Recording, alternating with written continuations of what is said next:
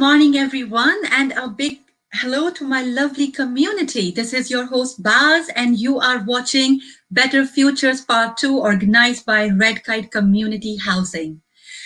This is day 2, and I would like to say a big welcome to all those who have come back again and to those who are watching us for the first time. What to say about yesterday? It was absolutely fantastic, and we have received such great feedback and support that we can't tell you. If you miss us yesterday, you don't need to worry about because you can watch the whole program on our Facebook, YouTube, and Twitter page. And even today, we are going live with the help of our brilliantly at VR resource. So if you miss any sessions, you can watch it at your convenience. I can't tell you how amazing it was yesterday. And I really hope that young people enjoyed the sessions, found it useful. I want to say that many of you, posted some lovely images and lots of social media interactions. And I loved all of that. But there is one post that I would like to share with you today. And here it is. This is sixth form watching our show yesterday, the whole event at Stony Dean School.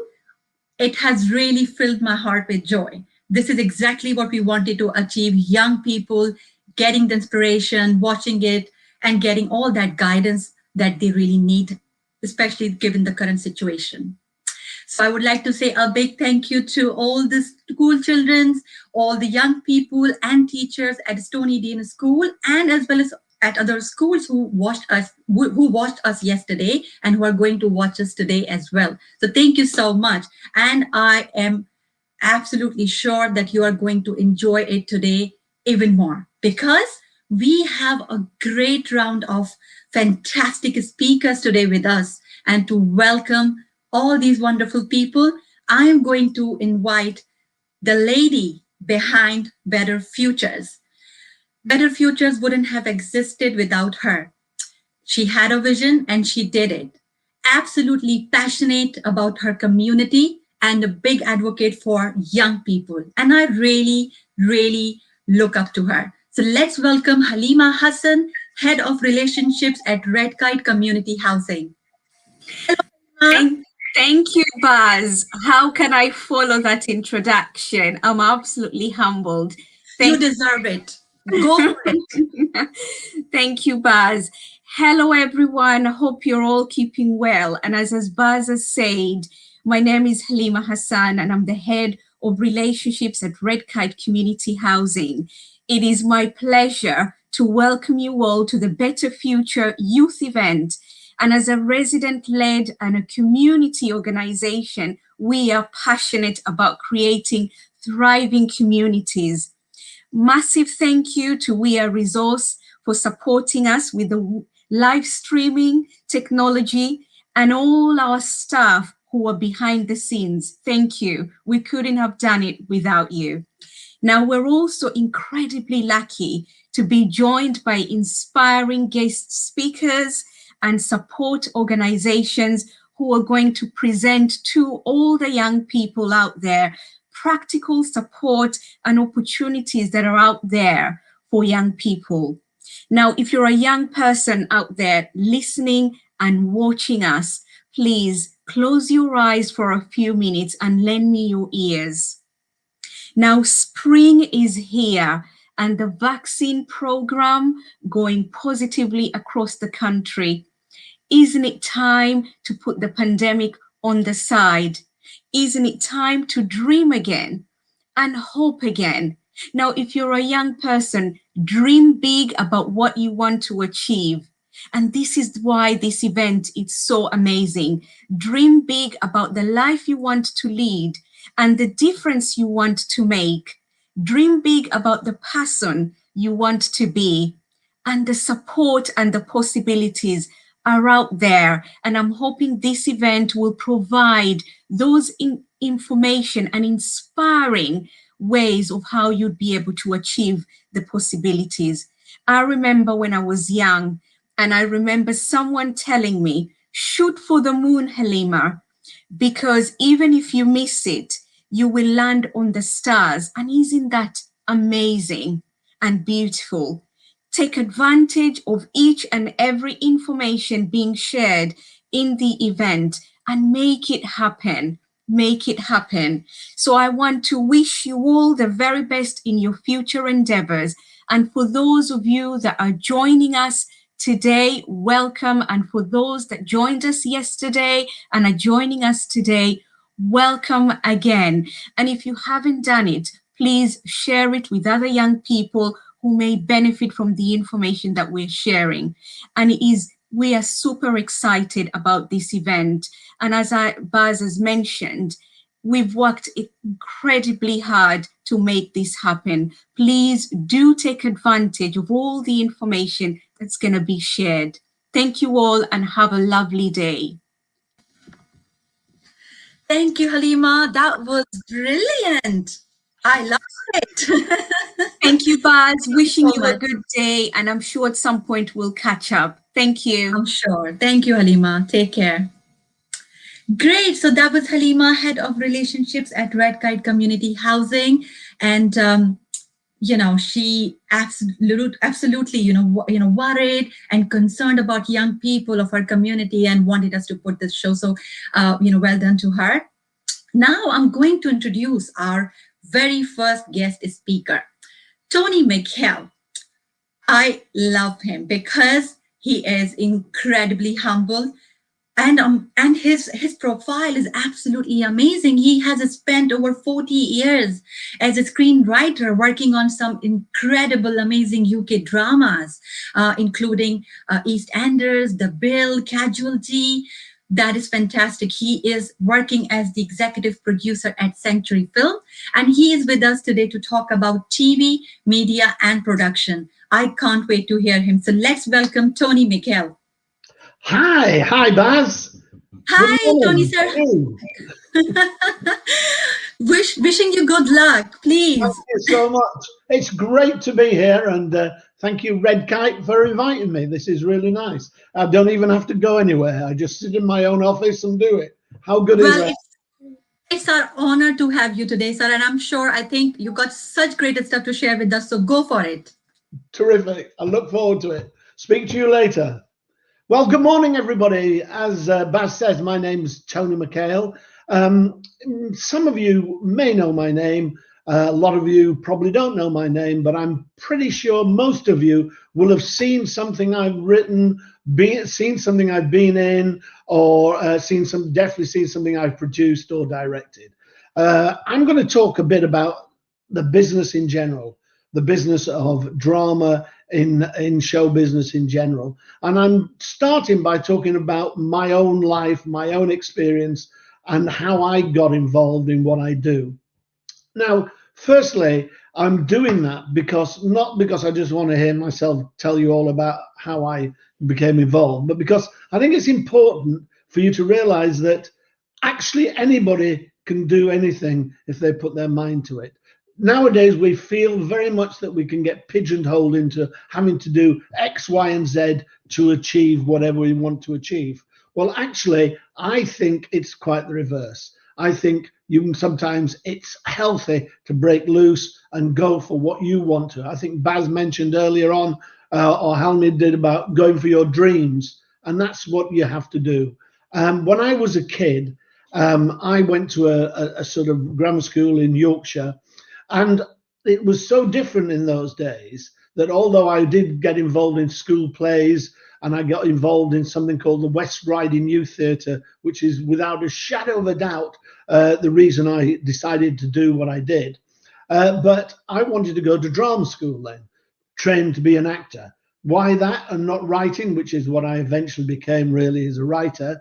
The reason that happened was because I couldn't see another route in. There wasn't another route in at the time. There were probably odd film courses and odd directorial courses and odd writing courses, but I didn't know anything about them. All I knew was about drama schools. So the only way I thought I could get involved in this business that I'd grown to love very quickly over those formative years was actually to go to drama school. So I applied for drama school.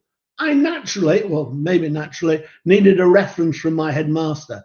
My headmaster said he wouldn't give me one. He wouldn't give me a reference, not because he hated me that much, he might have done, but maybe not because of that, but because he said that boys from our school, from that school, didn't go to drama school. They didn't become actors. They actually went to university, teacher training college as it was then, or went to work in the bank or somewhere. So I didn't get a reference. Nevertheless, I persevered and I went to drama school. I did 3 years at drama school, came out of drama school. In those days, you had to work in theatre to begin with. So I started working in theatre. There was a very strong union in those days. Equity still exists today, but it's nowhere near as strong because the closed shop vanished a good few decades ago now. But it was a closed shop. So it was a catch-22. You had to work, you had to be a member of Equity, but to be a member of Equity, you had to work. So it was all one of those sort of big problems. Anyway, there's always ways around it. You get a temporary card, etc., etc. So I did years and years in theatre. Doing that, I loved it. I loved it. We got paid absolutely nothing. That's another thing to bear in mind. Don't worry about the money. That's the last thing that should be on your mind. If you're doing something you want to do, if you're doing something you want to follow, don't think about, I'm going to earn a load of money from this, because you may or you may not. But what's more important is that you get up in the morning and you go to a job that you really want to do. That's what's really important. And I loved acting. I was married at the time. I still am. Same wife. How amazing is that? And I had children, and I was earning a pittance a week. But thankfully, they were all very supportive of me, and we continued. People ask me, when did I start writing? And the truth of the matter is, I don't think there was a day when I actually started writing. You don't just wake up one morning and say, I think I'm going to start writing. I think to a certain extent, I always did write. I wrote while I was at school. I wrote while I was at drama school. I even wrote under pseudonyms because I didn't want people to judge me because of who I am. I wanted them to judge the piece of work and say whether they liked that as a play or not. Then I wrote little one-act plays while I was in theatre, which I press ganged other actors in to perform. And then I actually started doing odd bits of television as an actor. And I thought, oh, this is great. I could write this. I'd never thought about writing television before. It was all about writing for the stage. So I started to write for television. I would write scripts. I love thrillers, and that's what I like to write. I love thrillers. Even if I write something like EastEnders, which I did for sort of 15 years or whatever, the first 15 years I wrote EastEnders. And but I would sort of almost attack each episode as if it was a thriller. So I'm wanting you as an audience to actually get to the end of every scene and think, what's going to happen next? What's going to happen next? What are they going to do next? And so I have this idea that virtually everything I write is like a thriller, even though it's not the thriller format. So I wrote these number of thrillers, and I would send them off to TV companies. At the time, there were a number of them around, and there weren't the amount of independent companies there are now. But there was obviously the BBC and a number of independent ITV companies like Yorkshire Television, Granada Television, London Weekend, Thames Television. Some are still in existence. A lot of them have now gone. But I actually sent them off. And if they'd come winging back. They'd end up coming back to me, and I'd end up putting them in the loft and never seeing them again. Because at that time, I just thought, if I haven't actually had success with it, then it mustn't be very good. Well, that isn't always the case, but that's another thing you learn as you go on, that it's a lot to do with timing, with your script landing on the right desk at the right time with the right people. And eventually, I was working at the time, because I would do any job while I was resting, as they say about actors. And at the time, I was working, for those of you who are local, in Amersham, loading lorries at a place called Boyers, which isn't there anymore. For those of you who are local, it's actually now Tesco supermarket, but that used to be a Boyers factory, and I would load Arctic lorries during the night. I got a phone call late in the afternoon, one afternoon, saying that the BBC wanted a meeting with me, and they wanted to talk about a script I'd sent them. Off I went to the BBC, and that is what started me working. I got a commission to write it. I then managed to get a literary agent, which is it's a great step to get, because once you've got a literary agent, you've got somebody else actually fighting for you, working for you. So I'd already had an acting agent, but now I had a literary agent as well. And I started to work, giving ideas here, there, and everywhere, having had this original commission from the BBC. I then got involved in writing radio dramas for various reasons, which I can't go into now because I don't have time. But I'd get into writing radio dramas, and bizarrely enough, it's from the radio dramas that I did, which I won a couple of awards for, was I actually got invited to write on a thing called East 8, as it was called then. And I went for a meeting, and it was about this East End community, and obviously that eventually became EastEnders. But at the time I joined, it wasn't cast, there was no sets built, nothing. It was all just in its embryonic form, and it was really exciting to actually get involved with that time. And I don't know what the idea was. I never had any sort of real plan about what I was going to do with my career, but I just let it roll on, and I ended up writing for about 15 years. I also ended up directing a lot of my own episodes on that, being story consultant on the show. So I got heavily involved in creating that type of show. At the same time, I worked on other shows. I've worked on lots of different shows over the years. As Baz says, from things like The Bill to Silent Witness to Waking the Dead to DL and Pass, lots and lots and lots, hundreds and hundreds of hours of television I've written, and I've also produced it. I then co-created Holby City, which I then went on to exec produce for a number of years and won a BAFTA for that. So that was a surprise. It was a terrific surprise, but a surprise. And since then, I'm still working away, doing various scripts. I'm working now with a script with South Africa, working on novels now, working with some scripts with America. So I'm still working away and enjoying it very much. So what I'm saying to you is, if that's what you think you want to do, go for it. And I know my time is running out, but what I'm going to give you is to say that learn as much as you can. If you want to become a writer, especially of drama, read as many plays you can. Watch as many films as you can. It doesn't matter whether they're bad, because the bad films, you go, I'm not going to do what they did, because for me, it didn't work. I want to do what they did, because that for me did work. And you're pretty certain you'll go for some of the classic movies and also some of the classic plays. But by doing that, you will actually naturally absorb how a good piece of drama works, how it's constructed. So that's what you need to do, is to try and go ahead and work on it as much as you can, but enjoy it. That's also the most important thing. Once you've actually absorbed as much as you possibly can and you start writing, then do start writing, because writers write. I think I might have come to the end of my time, unfortunately. But what I'm just going to say, I'm going to finish off with giving you 3 of what I call my serious points, and they're very simple. But I'm a great believer in actually following these.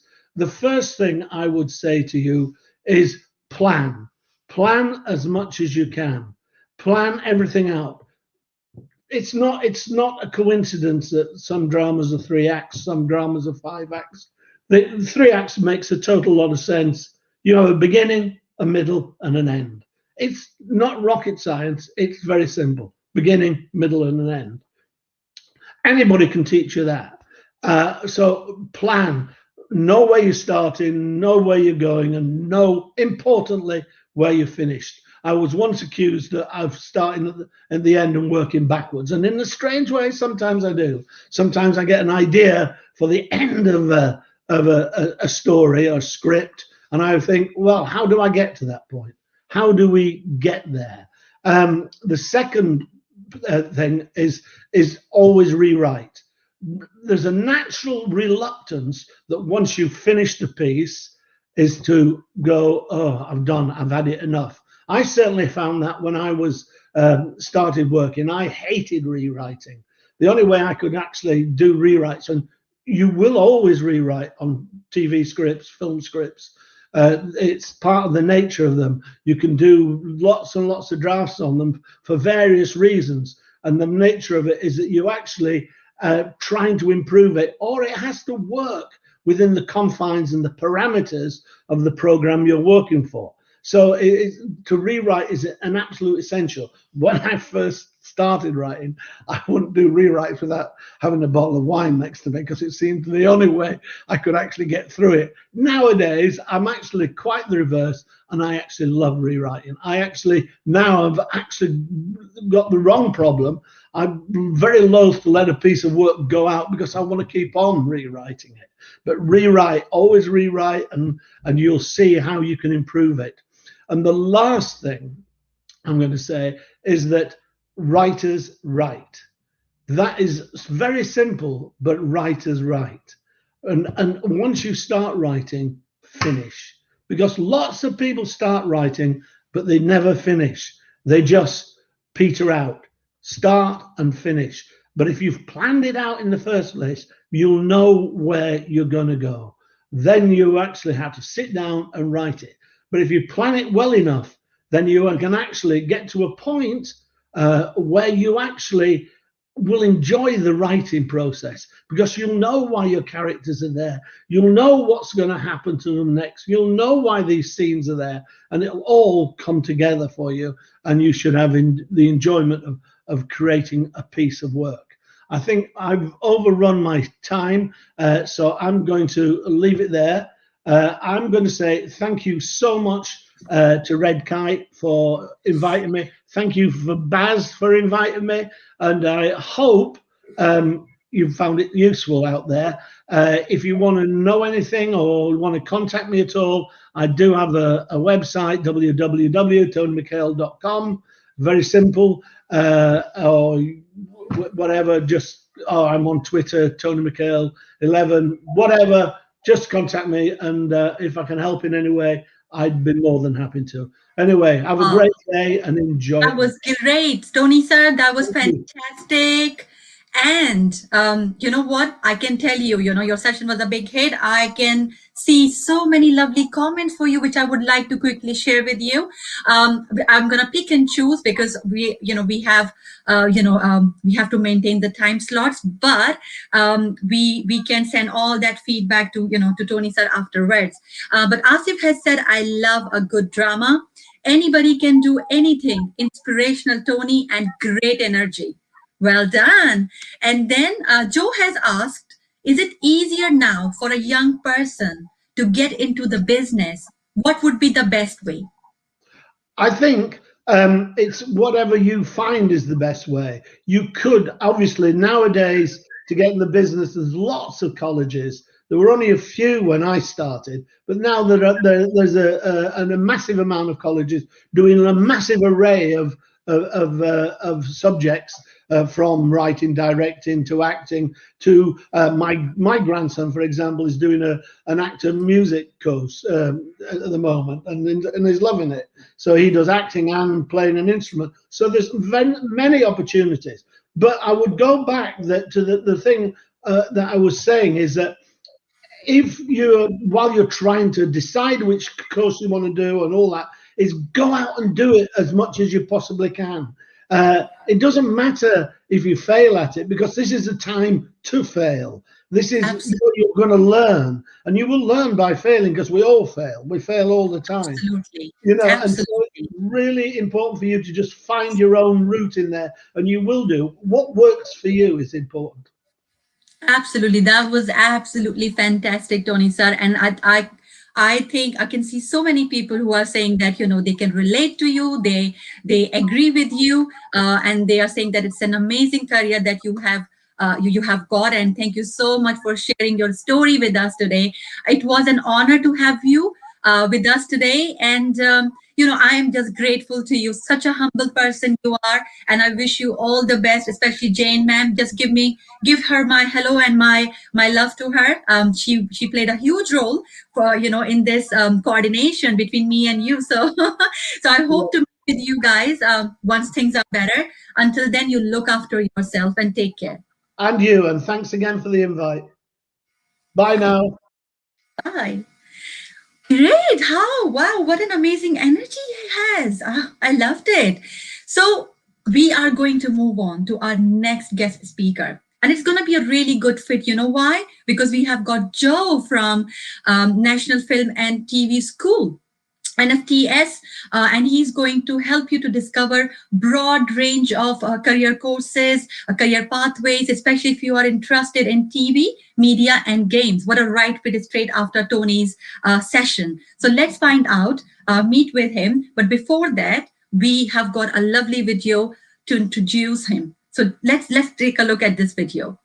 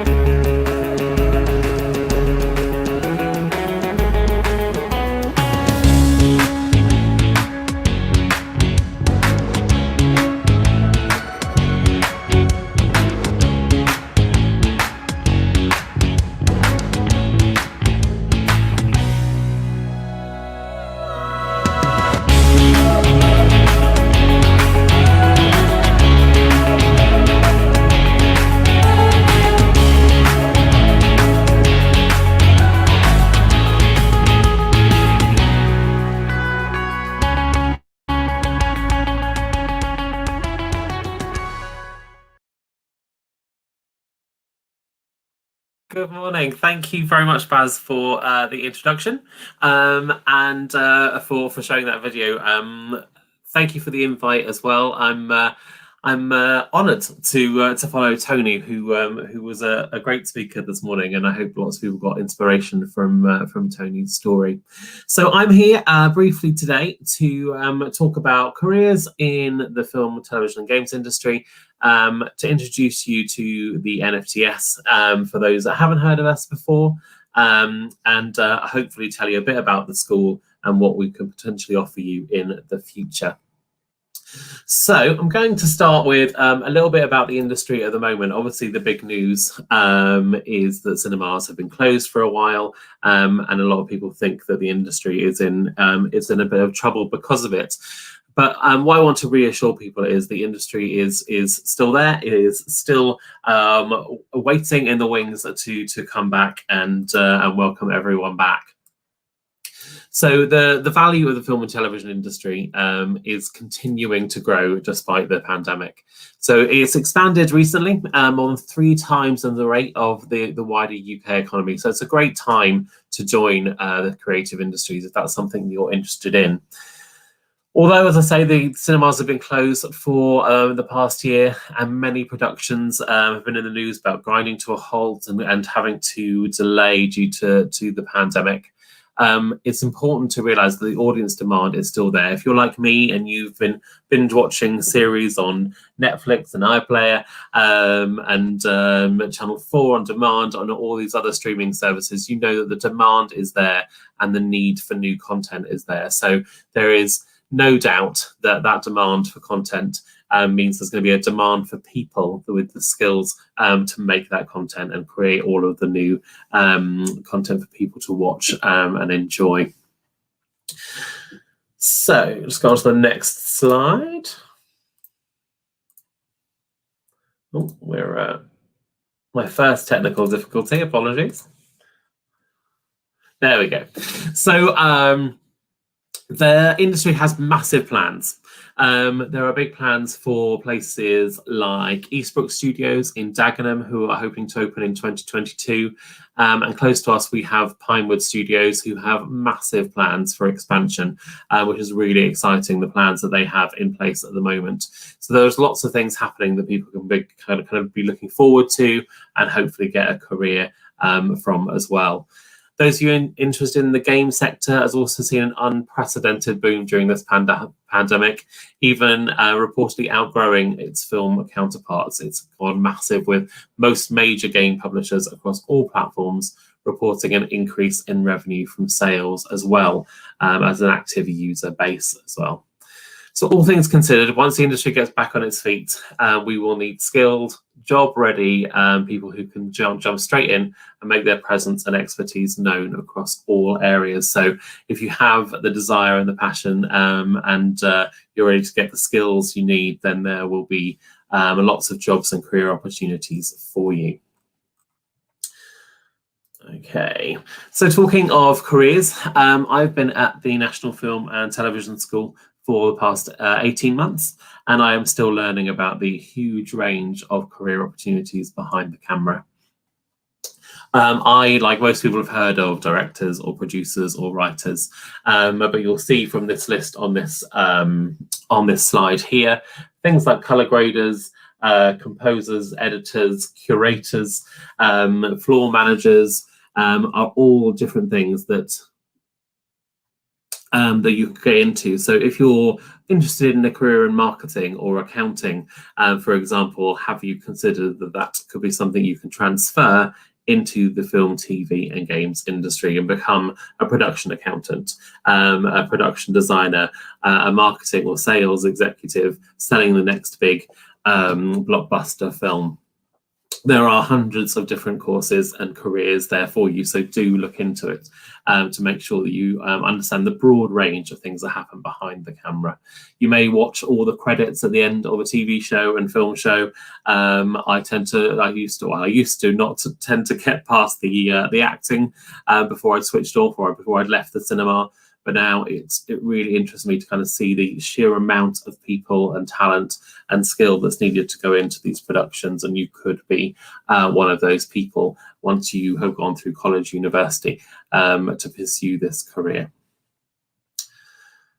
You may have learned the attention to detail needed for a games developer role on your computer science course. It could be that you have practiced great communication skills on a marketing course. So as I say, these skills you might already have or already be working on in your current education or your current occupation, but these could be easily transferred into this industry. So a little bit about the NFTS. Oh, again, apologies for my screen. There we go. So the NFTS is the National Film and Television School. Hopefully you have heard of us. If you haven't, we're based in Beaconsfield, and we're one of the top film schools in the world. And we're luckily enough, each year we are named as one of the top film schools in the world by people like The Hollywood Reporter and The Guardian, etc.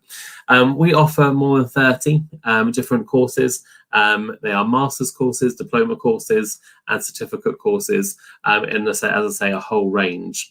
I'm going to talk a bit more about the school in detail, but I'd like to show you a quick video now of some of the work that our graduates have gone on to do since they left us and they left their course with us.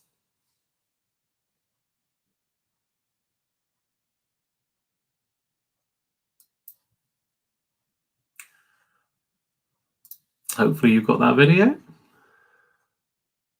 There we go.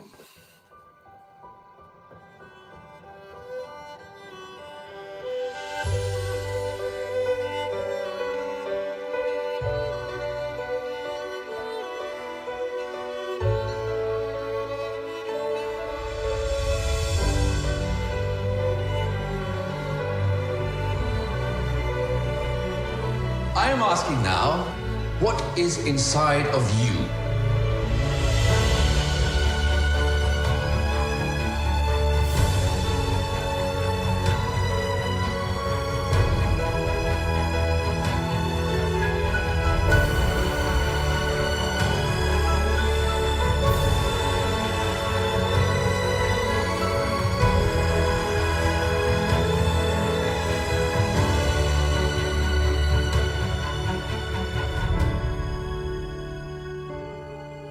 I wonder, what do you feel then?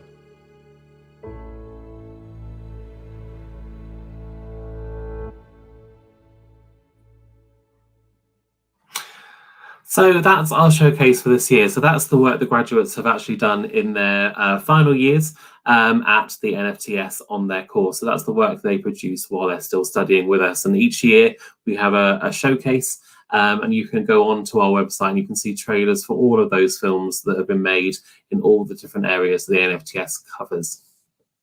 So just to talk a bit more about the NFTS, as I say, if you haven't heard of us, we are a postgraduate school, and I'm showing this slide just to kind of show you the pathway of where we sit. So it could be that you're in school, further education at the moment, and so you could be working your way up. You could be currently studying undergraduate courses as well at various universities or schools across the country. We sit in that top band there in level 7, so you can see us with other organisations that you could take advantage of to develop your career in the industry.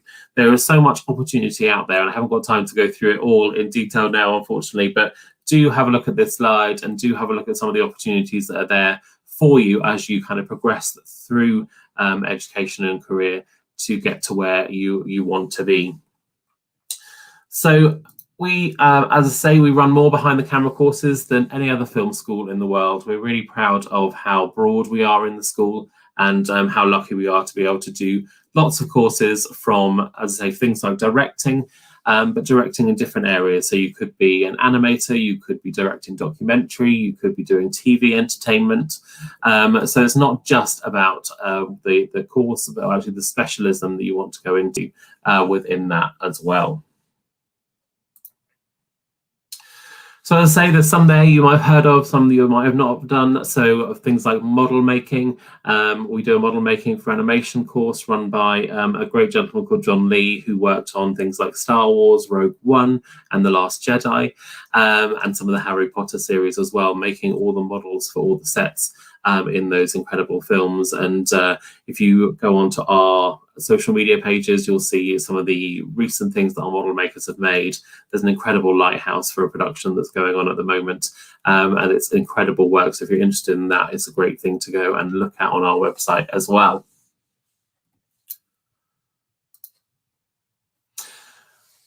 At the end of this presentation, I'm going to show you a bit about what our alumni go on to do. So people that have come to our course and gone on to graduate, these are some of the shows that they've gone on to work on.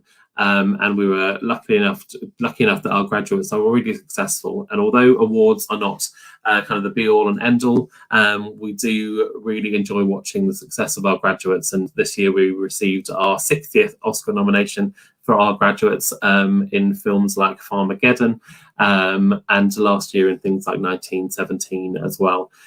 So people are really successful and have gone on to do some really high standard work. And as I say, I'll show you some of the credits just to finish off today. I just want to draw your attention to 3 people that were noticed as a BAFTA breakthrough in 2019, and these are 3 of our recent graduates. So Laurie Nunn is a screenwriter, and you might know her from writing Sex Education for Netflix.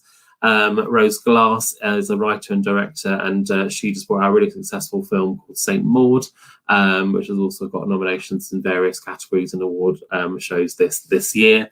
And Luke Hull was one of the production designers on Chernobyl, which was an incredible piece of television. Hopefully you got to see that as well. I'm going to skip through because I think I'm running out of time. So I just wanted to give you an idea of things to look out for that might be an opportunity for you. So we run a program called Access NFTS, which is sponsored by Universal Pictures. I run this program, and hopefully after Easter it will be back up and running after the pandemic obviously stunted us for a little while. But we do opportunities all around the country, not just in Beaconsfield, but in our sites in Leeds, in Glasgow, Scotland, and also now in Cardiff. We also do visits to the school when we can. So there's plenty of opportunities that you can look out for to come and have a go at some of these activities and have a go at some of these courses, and even just to come and look around the school and see what we do and how the students work.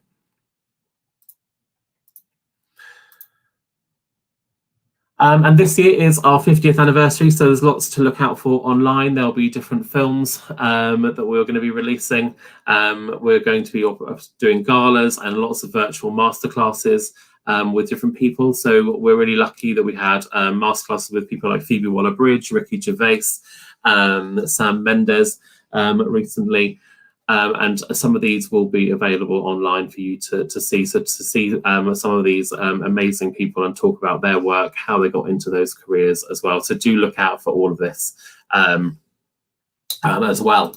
So I am going to wrap up and I'm going to leave you with a video, as I say, of some of the credits that our alumni have gone on to do recently. Hopefully you can spot different careers in there and then go off and have a look and see what they involve and whether it's something you would like to do in the future. So I'll leave you with this video. Thank you very much. Should I wait? Should I stay to see it unfold? 'Cause I'm told I need it. I'm not frightened to take a step away, but my ship's a sail and I'm here to tell that don't mean like the other sun died. I keep searching and I can't seem to find what I'm wanting.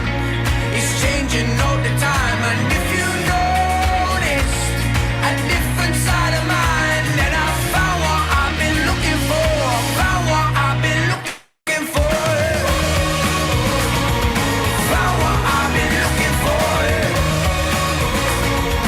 Found what I've been looking for. I've been running around, running around, running around. Now I'm down and out, down and out, down and out. Scared the magic might fade away. And I keep searching and I can't seem to find what I'm wanting. It's changing all the time, and if you noticed a different side of mine, then I found what I've been looking for. Found what I've been looking for. I keep searching and I can't seem to find what I'm wanting. It's changing all the time, and if you notice a different side of mine, then I found what I've been looking for. Found what I've been looking for. Found what I've been looking for. Found what I've been looking for. Found what I've been looking for. Found what I've been looking for.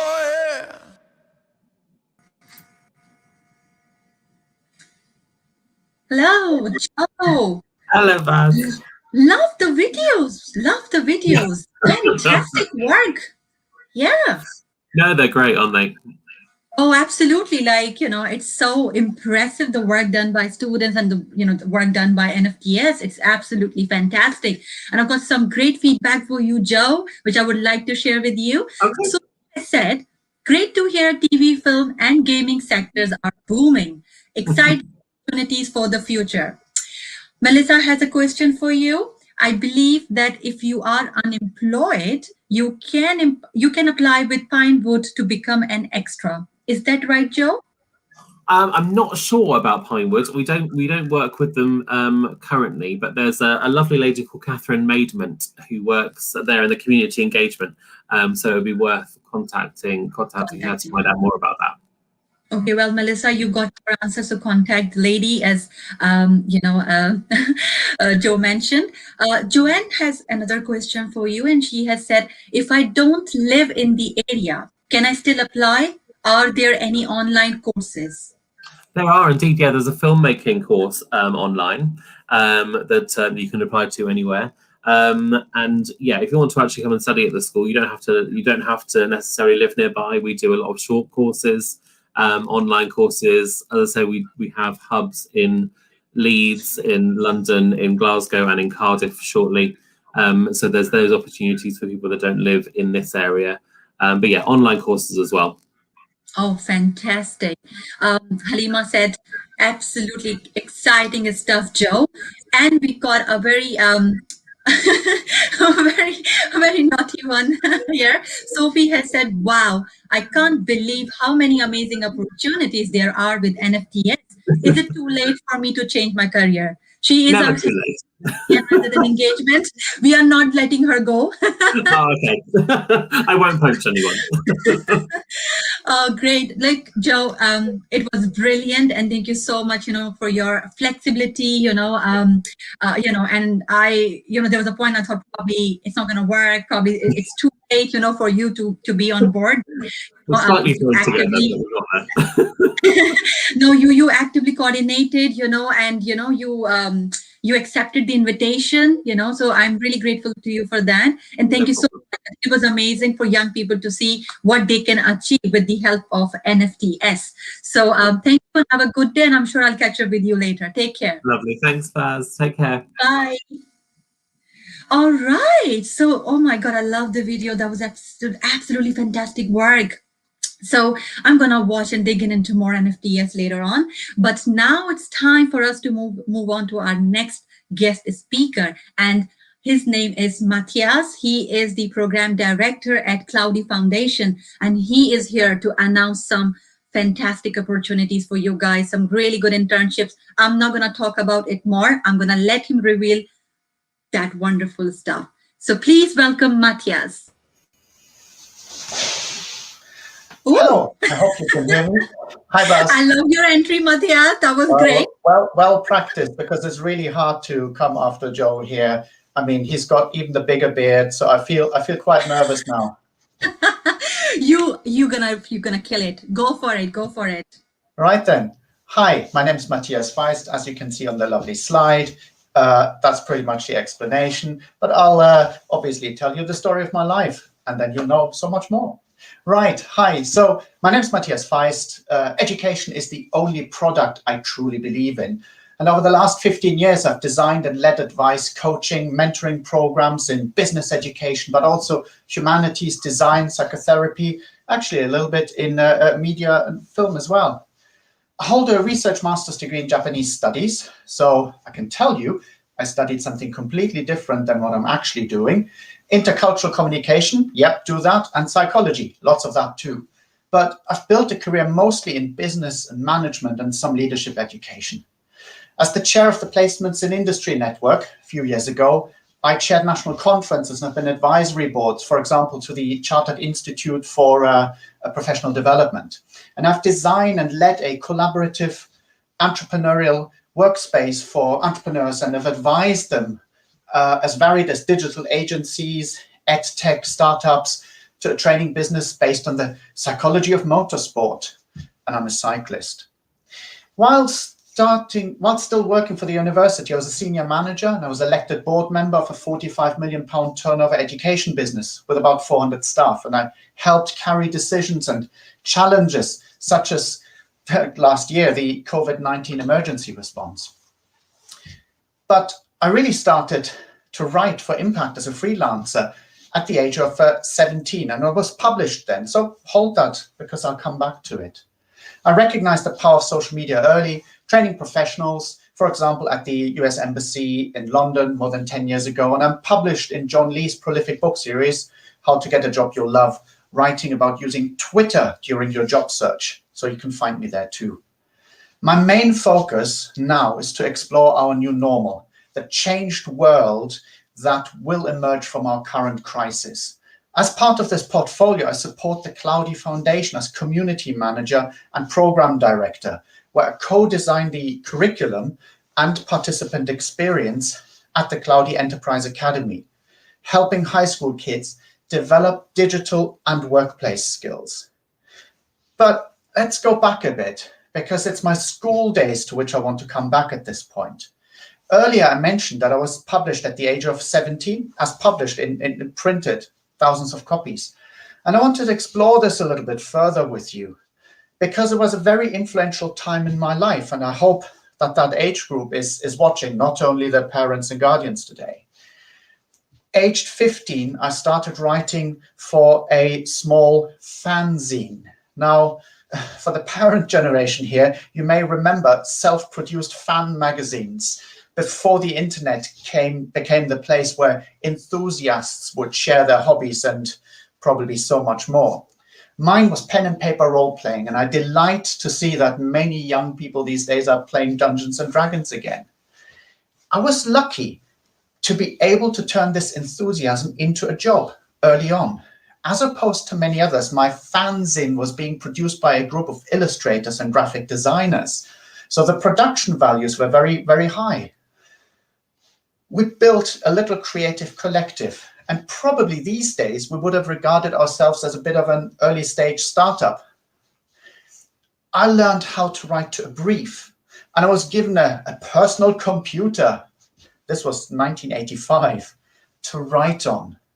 I learned how to work to deadlines, and I was clearly kicked into shape when at first I didn't uphold them because I was 15 years old. And I learned to work on joint team projects, observing the mostly role model behavior of the older members of my collective. And within 2 years, this led to paid work, and I wrote, and paid is important, and I wrote sometimes as a ghostwriter, sometimes as a named author, 6 gaming-related books for a major German IT publisher, pretty much one a year until I was 23. The skills I learned, especially the IT skills back then, mostly desktop publishing, enabled me to start my career though. And well into my 30s, already long ago, I was able to trace the experiences I gained during this time to skills and experiences I made while still at school, inside projects. The people around me were just a few years older than me, and most of them just about to finish their apprenticeships themselves. Had they been privileged and rich, and have we had investment capital, we may have ended starting up a creative or publishing agency. But we didn't, and they moved on to work, and their learned professions, while I used the skills to build my career. But this is why I'm supporting the Cloud EE Foundation Enterprise Academy, why that means so much to me. I must admit, it really hit me this morning when I was preparing for this event, how similar my experience as a slightly geeky German kid in the 1980s was to what we're trying to achieve with the Academy now. All learning was connected to live commercial briefs. From the start, even though when I didn't have the necessary skills to fulfill the task, but I had a deadline and had mentors who had the skills who helped me achieve. A word to the parents in the audience. The career paths that we learned about, hopefully in school, but also later in our education, and when we started in our professional paths, these career paths mostly will not exist in the very near future. The fourth industrial revolution was driving automation and casualization already at high speed.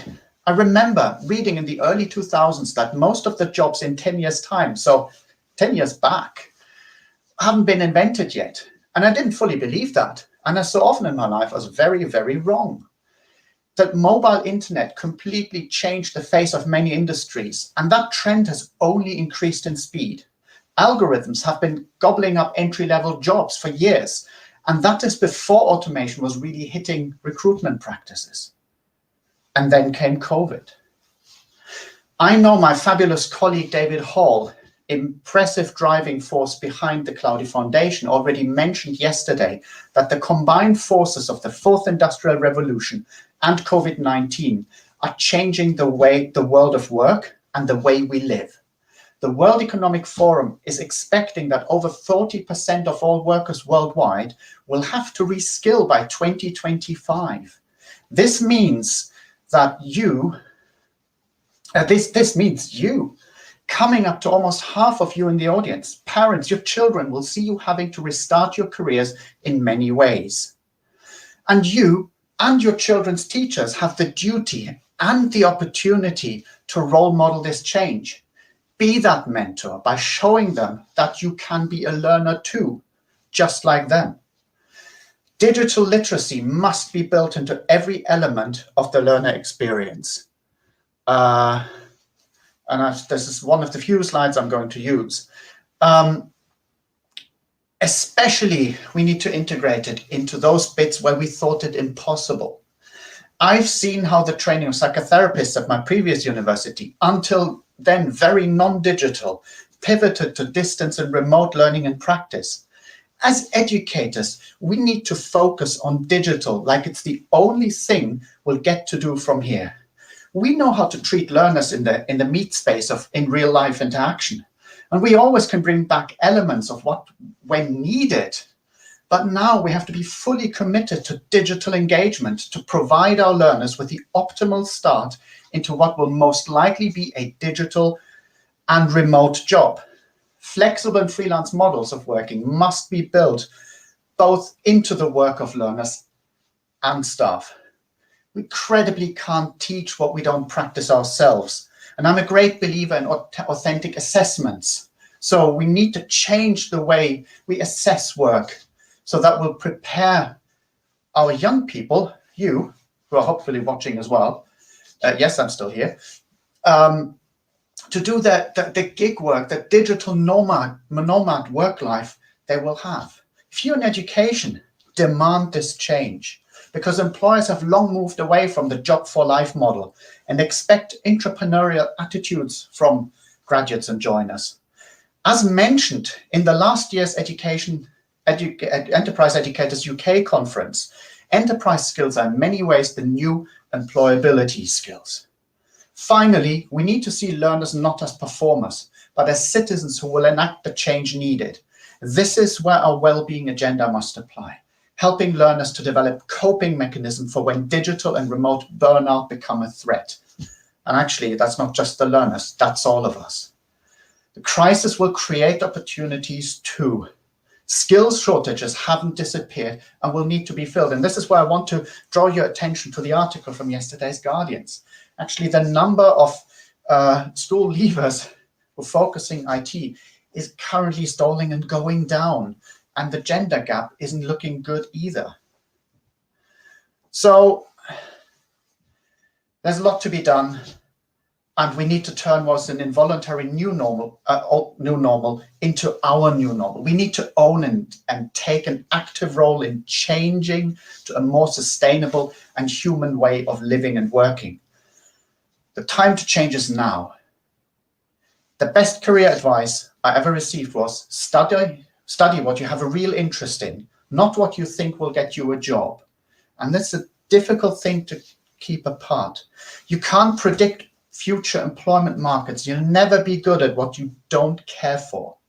Better prepare by skilling up widely and taking opportunities you spot along the way. That is what I described, what I did in my youth. And that is what I'm trying to help do with the Cloudy Enterprise Academy, the Cloudy Foundation. If you remember anything from this talk, let it be this. If, as a parent, you see your kid playing Minecraft, I might be showing my age here, or Dungeons and Dragons, let them explore.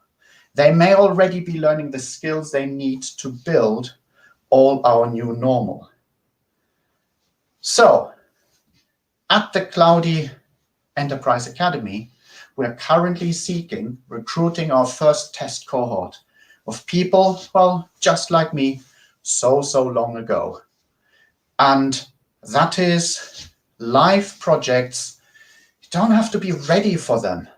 We'll help you get ready. You don't have to have the IT skills just yet, but you will leave with the digital skills that you need for this. We're working with partners. They provide live briefs. You get skilled up for those live briefs. And then with mentors who know their stuff, they will be helping you achieve and hopefully what is a impressive result. This is the end of my talk.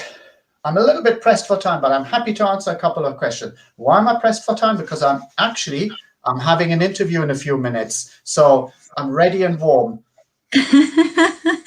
Mattia, that was full of energy. Thank you so much. And I know you got to shoot because you've got another appointment, but I've got a couple of messages, feedback that I would like to share with you. Sure. So Fihi has said the last year has shown us how much we can do virtually and remotely. It's been a Yes, challenge, but it's bringing so many opportunities. Do you yes. agree with that? I absolutely agree with this. I know it's a big change, but you only need to look at, for example, disability activists who for years have been pushing for flexible and remote working arrangements in their jobs and often been told by their employers, oh, it's too expensive, it can't work, and so on and so forth. And I've often used this example in the speech. I've got some fairly explicit tweets on this topic because people were quite cheesed off with this because suddenly they had to provide it. And look, it worked. Astonishing, because you really ask yourself, why did they not provide this before? True, absolutely, absolutely. And Joanna also, she agrees with you. She says it's so important that we continue to adapt and change. COVID has highlighted this. What a great advice. Nahida has said, food for thought. Absolutely love your presentation. Although Thank I you. of it as her train was going under a tunnel. Ah, the challenges. Bless her. That does happen, but people can look me up on LinkedIn or Twitter and Absolutely. engage. Absolutely. And thank you so much. I'll let you go because I know you're in a hurry, but I'm sure we can catch up later, Matthias. Thank you so much for joining us. Take Thank you care. very much. And I'm really loving today. This is fun. Thank you. Bye. Same here. Take care. Bye. Oh, what a fun presentation by Matthias. I loved his style. And if you have missed any sessions or any parts, some parts of the sessions, don't worry because we are live streaming at the moment and you can watch the whole program on YouTube, Twitter, and Facebook. And if you have joined us just right now, a big welcome to all of you. With that, I'm going to move on to our next guest speakers, Karen and Natalia. And they are here to offer virtual work experience for young people. They are from Independent and Work Ready. And young people, if you are interested in product designing, then you must watch this presentation. They are also going to share information on some support available for young people with disabilities. Let's hear them.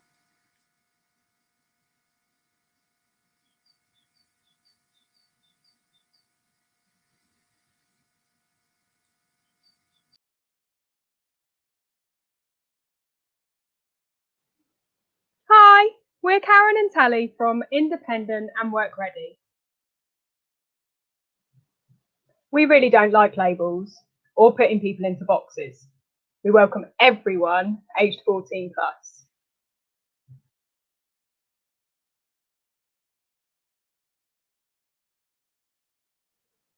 Here's our website, www.independentandworkready.co.uk. Our website covers lots of useful topics like money management, benefits and housing, education, health, interests, life in general, and the workplace. When we say our, we mean everyone involved. Independent and Work Ready is a community. We also have these exciting areas. Our IWR creative area for people to submit artwork or creative writing to, showcase your creativity and check out other people's. We have our IWR shop where IWR participants' designs are for sale. Keep an eye on it because it's updated regularly. We have our members area for our participants to use. Brief ideas, team board, policies and more. Our jobs board is brand new. We want to advertise accessible and supported job opportunities here.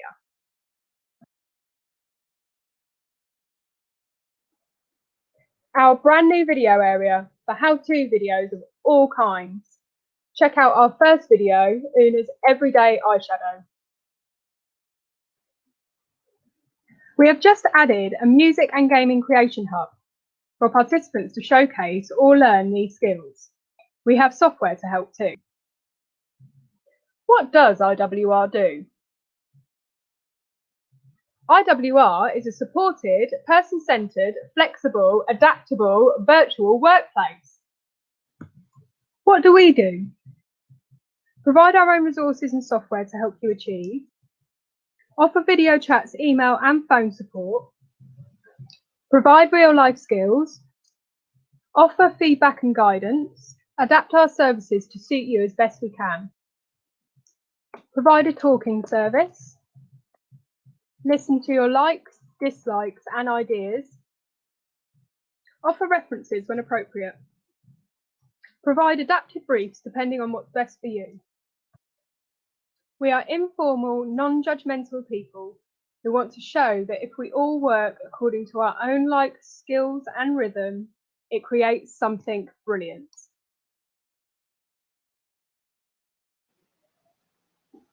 What can you do with IWR?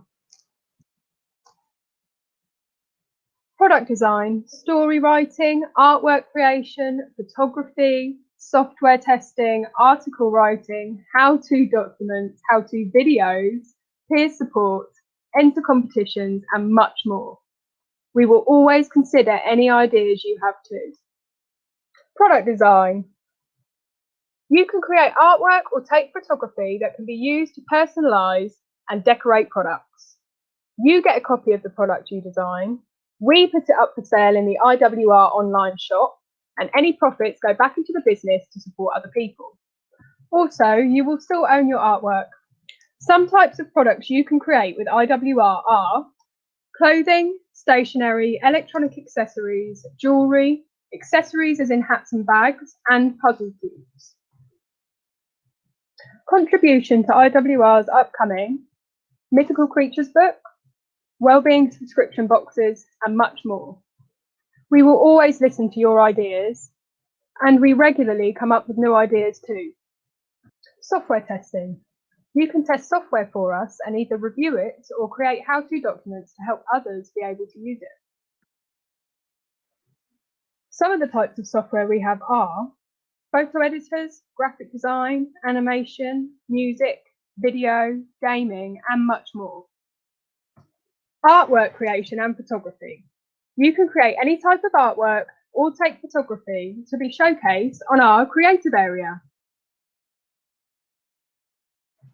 Article writing. You can write articles about almost any topic to showcase your knowledge or opinions and to help inform others. Story writing. Showcase your creative writing skills. Share your stories. How-to videos or documents. You can create how-to videos or documents about almost any topic or skill to help others learn about it. Peer support. If you are confident on a topic or skill, you could help someone who isn't as confident. Enter competitions. IWR holds regular competitions to submit artwork or photography. Win prizes and showcase your skills. Supported virtual work experience based on your hobbies and interests. The choice is yours. Make IWR what you want it to be. This video was created using Toonly, one of our software accounts. Email Karen at independentandworkready@gmail.com and Tally at IWR@gmail.com. Thank you for watching.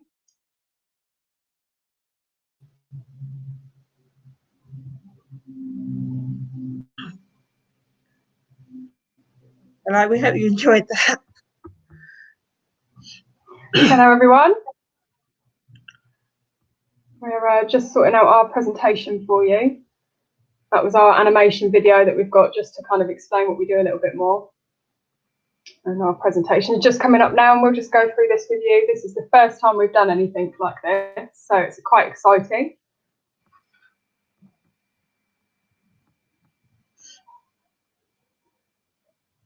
Everybody else's presentations so far have been really amazing. It's made it a little bit nerve-wracking, to be honest, because they're so good.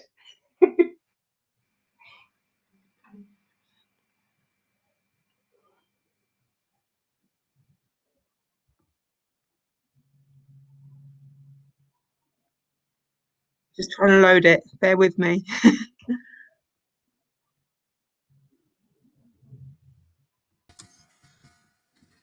Hello, guys. Sorry. Hello, guys. Hi, Tanya, Karen. Lovely to see you both. Lovely to see you too. Just Great. trying to Don't worry, load I up the thought until- presentation. Oh, Lovely to work out how I to saw load it up. something and then it disappeared. So I thought, Yeah. we can Right, have a quick. Does it come up now? Is that it now? Yes, I can see that. Oh, good. I can't see You'll what be you can fine. see, so I don't know. Don't Okay, worry, see it all from there. calm down now. You're doing great, Karen. Go for it. You'll be fine. Good luck. Okay. Thank you, Baz. Sorry about that, Brilliant. everybody. Okay, so the animation gave you a little bit about us, but we're going to go through a PowerPoint now that's going to show what we mean by product design and a bit more information. So we offer virtual work experience from the age of 14, although we have worked with younger students when working with like schools, for example, or other groups, and post 25. So we don't have an upper age limit at all. We work with special schools, PRUs, mainstream colleges, individuals, adults. We work from all entry levels, and we have accessible briefs at all different levels, including ones that use like communication codes, for example. And participants follow an adapted brief when necessary with our support. And participants get a copy of what they design, which we will go through in a minute.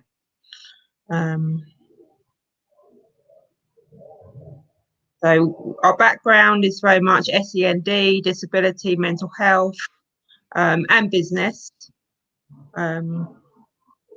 And participants get a logbook and set tasks, but the placement can either be very structured and like a 6-week program, or very unstructured, and we can look at a way that maybe you can do it more flexibly in your own time and kind of have access to our sort of members' own resources if that suits you. So we work very much with the individual.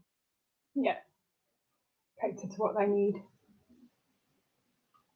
So this is our accessories brief, which means you would be developing your design for one of these products, and we print the design onto the product, but we also show you how we do that. So you'll get videos of the design process. For example, showing how we do the printing. We'll explain that. So you can see we've got different bags, and we use 3 different design approaches. We've got other bags here. So we've got leather bags as well, but that's using an engraving approach, as we'll explain. This is our kitchenware brief, which is lots of different cups and flasks. We also work with participants, for example, doing level 1 traineeships that might come with their own ideas about what they want to design, and then we will research where to get the product from with them. And some of our best ideas have come from participants who don't necessarily follow this brief, but have their own ideas in terms of like puzzle cubes and things like that. We've done, haven't we, Tally? Yeah, absolutely. They've come out really, really well, and we never would have thought of it at all, would we, Karen? But and other participants have gone on to do it as well, other than the person that first thought of it. And when you, as we said in the video, when you come up with an idea and you do some artwork, you still own that. It's a way of testing the idea with us, and when we sell it, the profits are reinvested as a CIC and non-for-profit into supporting other people. But you can still go away independently and sell it as well if you want to. it's almost like a pilot in the fact that they can come and do it with us, learn the whole process, learn those sort of things that you quite often do when you first start, because we've been through them and learned them, and then move on and do it on your own if you want to, or continue on working with RWR. It depends on the person. See here, this is our stationery brief. So we've got like tablet bags and mouse mats, but we've also got your pencil cases, your notebooks.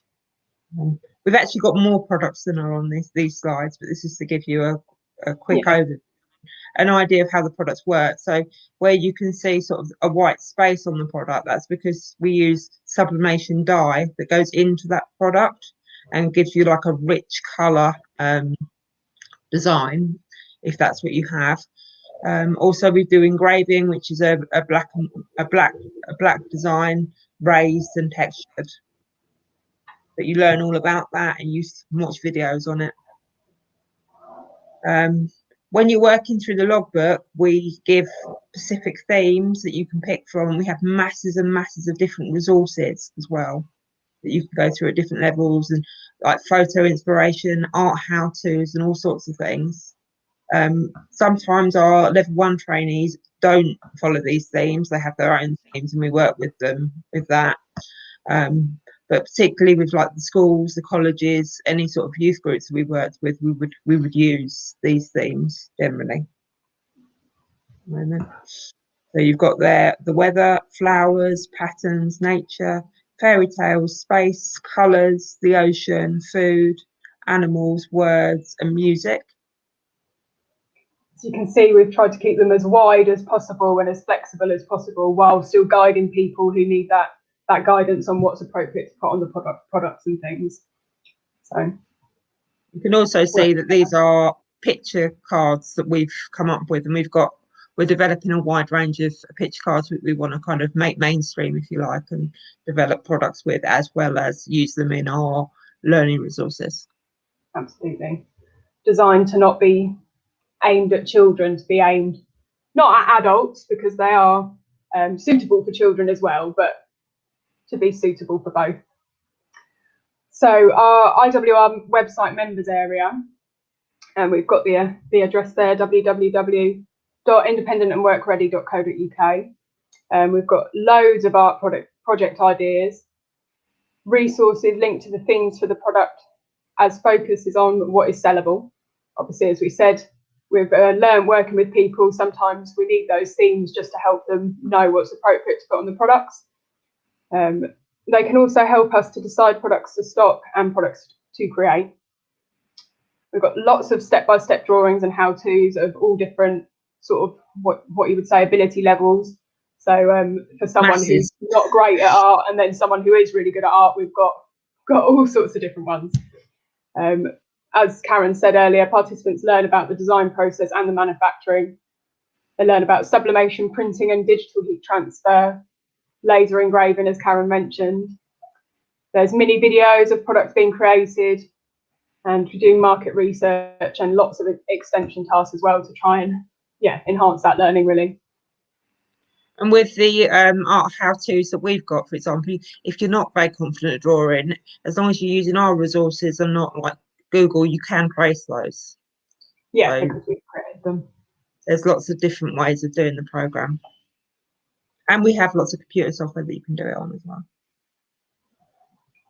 So this shows laser engraving. This is a participant's design that was doing a level 1 traineeship with us, and they designed a dragon, as you can see, and we've printed that on a PU leather notebook, and you can see a bag there. That's a new bag that we've got, and you can see the textured kind of the effects of it, and you learn a lot about the depth and the heat and the whole process of engraving. This is a sublimation bag. You can see it's rich colour, and it goes into the polyester of the product. And it just lasts. I was just going to say, it lasts the whole life of the product, sublimation. So it dyes into the fabric, and it will last as long as that fabric lasts, basically. So that's a really long-term result from sublimation. Sorry, Karen. That's all right. And then that design has been photo edited. So it's just a painting that someone's done, and we put it through a photo editor, enhanced it, and it's come out like that. And that's the design that we use in our product catalogue. You also learn here about the health and safety issues of work. I know a lot of colleges go through sort of health and safety issues and things, but we can put it into the context of the work that we do through the videos and through seeing the equipment that we use, like the laser engravers and the printers and the heat presses. So what do participants learn? Well, they learn about employability and work skills, confidence and self-esteem, because they can see that their design is on a sellable product, and that they get a copy of that product, that it is on our shop, and it is for sale. They learn real life English and maths. We've got lots of resources on the website for English and maths, but very much it's them helping us put descriptions together, helping us with stock and with English in the context of the work that they're doing. Lots of creativity because of using like the art how-tos and different software. But again, you don't have to be good at art. The use of professional software like Canva, and belonging to a peer-led organisation and everyone supporting each other. Absolutely, we always offer feedback, and we always look for any positive, but also find constructive ways to help them improve. And we do feel that that does help raise self-esteem. We've had a few comments from the people we work with saying that it's helped them, so that's really nice. Contribution to the IWR website. So there's lots of ways you can get involved with IWR.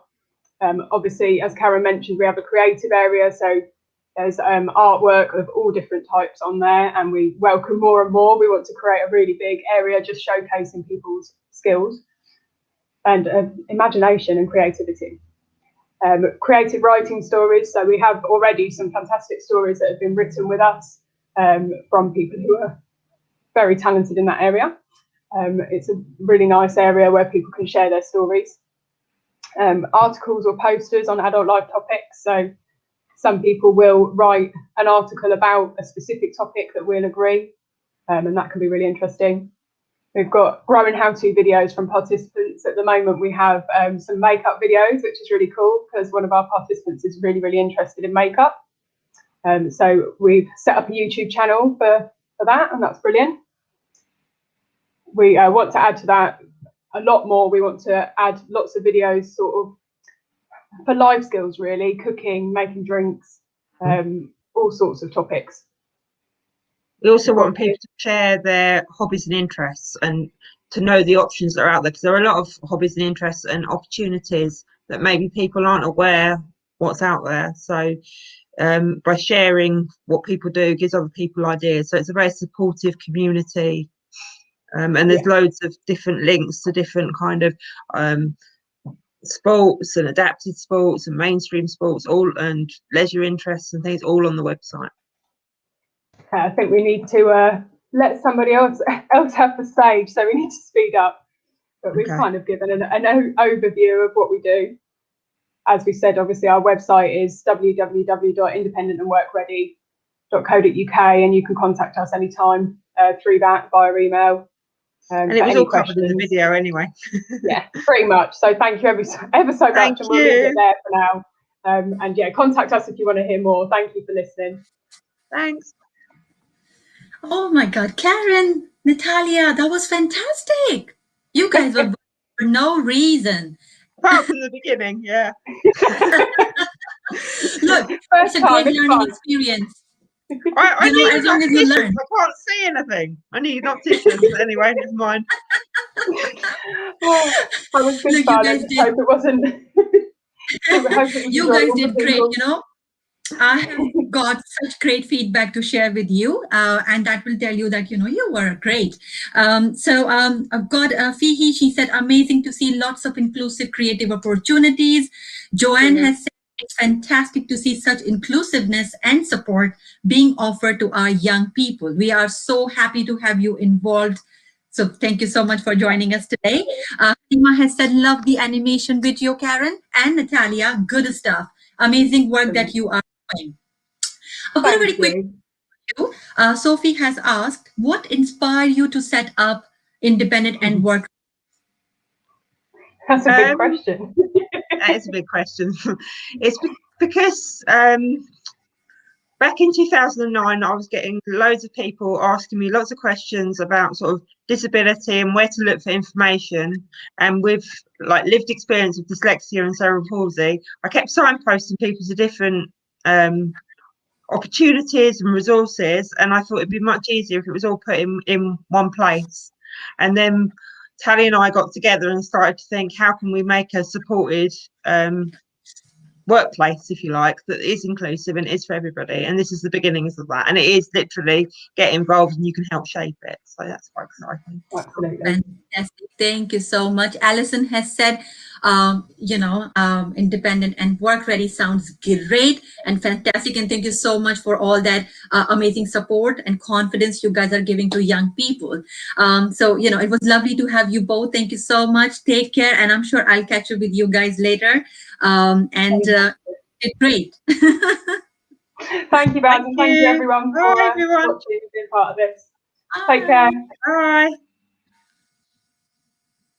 Lovely. So that was a great presentation by Karen and Tally. And we have got another guest ready to demonstrate their new Bucks Skills Show website, which is for young people and adults, who are looking for career information or advice in Buckinghamshire. So please let's welcome Marina Jackson from Buckinghamshire Skills Hub. Hello, Marina. Hi there, good morning. Good All going well morning. this morning. Look, the presentations look really good. Thank you so much, Marina. Lovely to have you. Let's show us, the website, and it looks really, really good. I think it's going to help lots of people and adults as well. So that's really good. So I'll let you start and catch up later. Take care. Thank you. Okay, good morning, everybody. So I've come to demonstrate the Bucks Skills Hub website, new website, just a couple of weeks old, really. Just a little bit about ourselves first. The Bucks Skills Hub promotes and optimises links between the business community and education and training providers to enable young people and adults to develop the skills and qualifications they need to progress in the workplace at whatever stage of their career.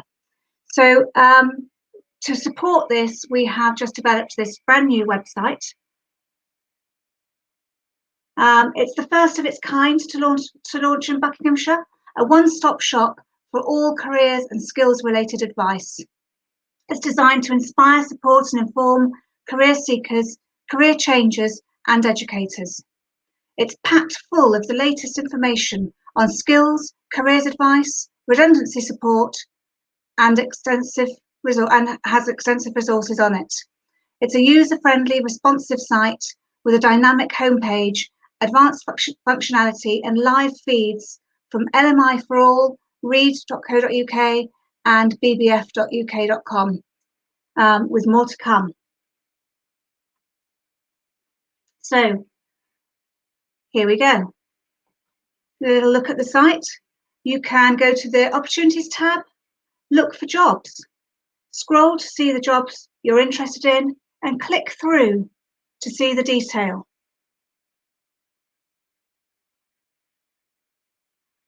So we're clicking on that one and there comes up Music Centre Business Support Officer. I can look at the details on that, see how I apply,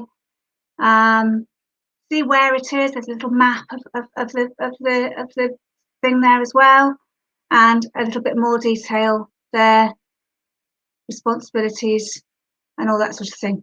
So there's thousands of jobs available covering many types of roles and sectors in Buckinghamshire. As I said, live feeds from bbf.uk.com and read.co.uk. It's easy and quick to navigate, and you can see there all the information on the jobs that you need. So that's one section of the site. You can also see information about sectors. You can scroll through for sector information. So there we go. We're scrolling through. We're looking at the largest sectors in our economy, and the supporting ones there as well. We can click through. Well, there we go. We're clicking on creative industries there. We can find out information about the creative industries, sorts of jobs. We can do some research about the jobs there, what the salaries are, what the growth is. Lots of information about the jobs. So we showcase all the priority sectors for the local industrial strategy, highlight top employers in the county, and the Career Profile Hub gives an insight into each career with detailed labour market information direct from LMI for All. So I'd like to just talk a little bit about sectors in Bucks now. So a little bit key facts about the Buckinghamshire economy. There are 450 foreign-owned firms in Buckinghamshire. 36% of jobs are with small employers, fewer than 20 employees in each. 1 in 6 residents are self-employed. 78% of jobs in Buckinghamshire are in the private sector. These are all things that you can find on the website, information you can find on the website. Here we've got some of our larger employers in Bucks. I wonder if you look through there and recognise any. You might recognise Bosch, who make household appliances. You might recognise Arla, who produce milk. You might recognise the University of Buckingham, or DAF with their big trucks on the motorways, or the National Trust. So those are just some of the bigger employers in Buckinghamshire, ones you might be looking out for. But don't forget the smaller ones too. I wonder if you can recognise any of those. You might drive past Dayler, which is based in Aston Clinton, or some of the other ones you might recognise there. Maybe less easy to recognise those ones.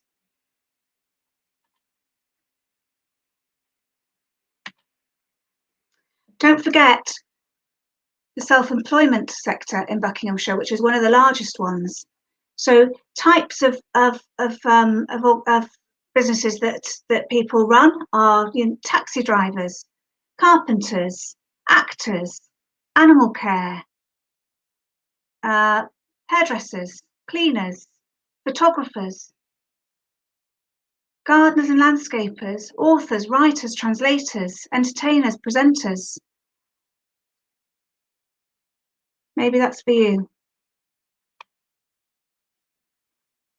So just looking here at some of the areas of the economy that our county specialise in, from space propulsion, outside broadcasting, high-end TV and film, and spinal injuries, to precision engineering, manufacture of measuring instruments, digital technology, and pharmaceutical and computing products.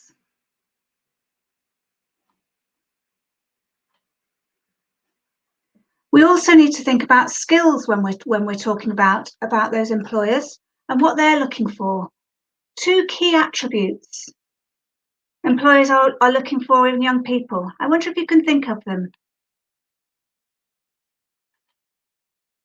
A positive attitude to work, punctuality, flexibility, verbal communication skills.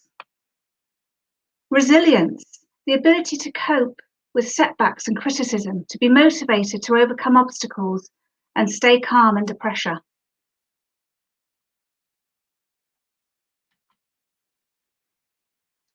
These transferable skills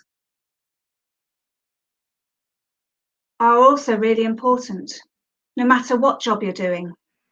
So the ones that businesses list are basic literacy and numeracy, problem solving, communication, self-management, teamwork, basic IT, creativity.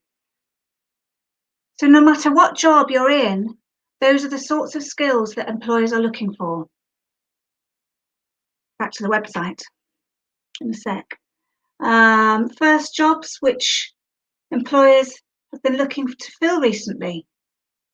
So these are some of them: teaching assistant, digital design intern, junior account manager, supply chain assistant. So you'll find all of these on the website. So back to the website now.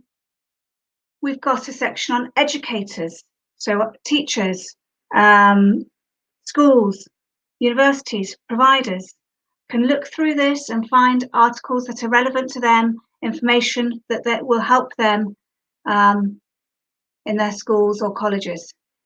So there you can see some information coming up about some some sessions in schools. We've got a resources section as well.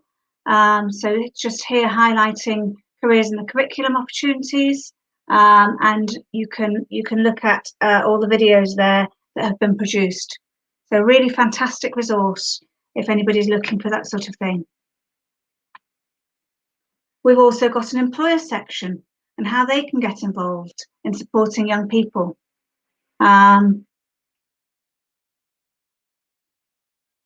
This signposts employers to the Buckinghamshire Business First website, where support can be found for all areas of running a business as well. The website highlights redundancy support for employers, inspiring young people, employing young people, upskilling employees, and HR and recruitment. If you want to volunteer in a school, there's also information on there for that.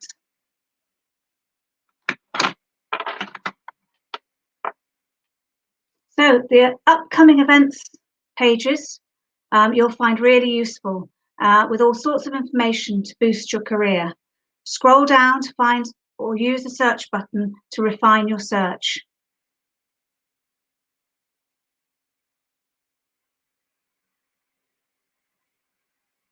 You can also look at the news section to read articles on the latest developments within careers environment. Get the latest news from the Buckinghamshire Skills Hub, and so many events to inspire career seekers at all stages of their journey.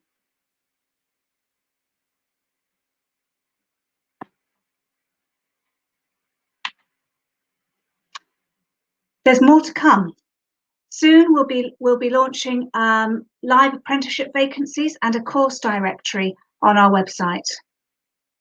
And we'll also be launching the Enterprise Advisor directory as well, which is a directory of volunteers who work in schools. So lots more to come. Keep an eye on that website. Do go and have a look yourselves.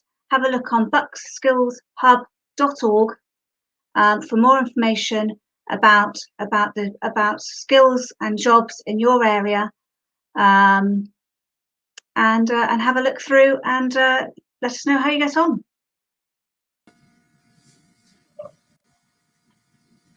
Great, that was fantastic, Marina. It looks like really like a one-stop shop, isn't it?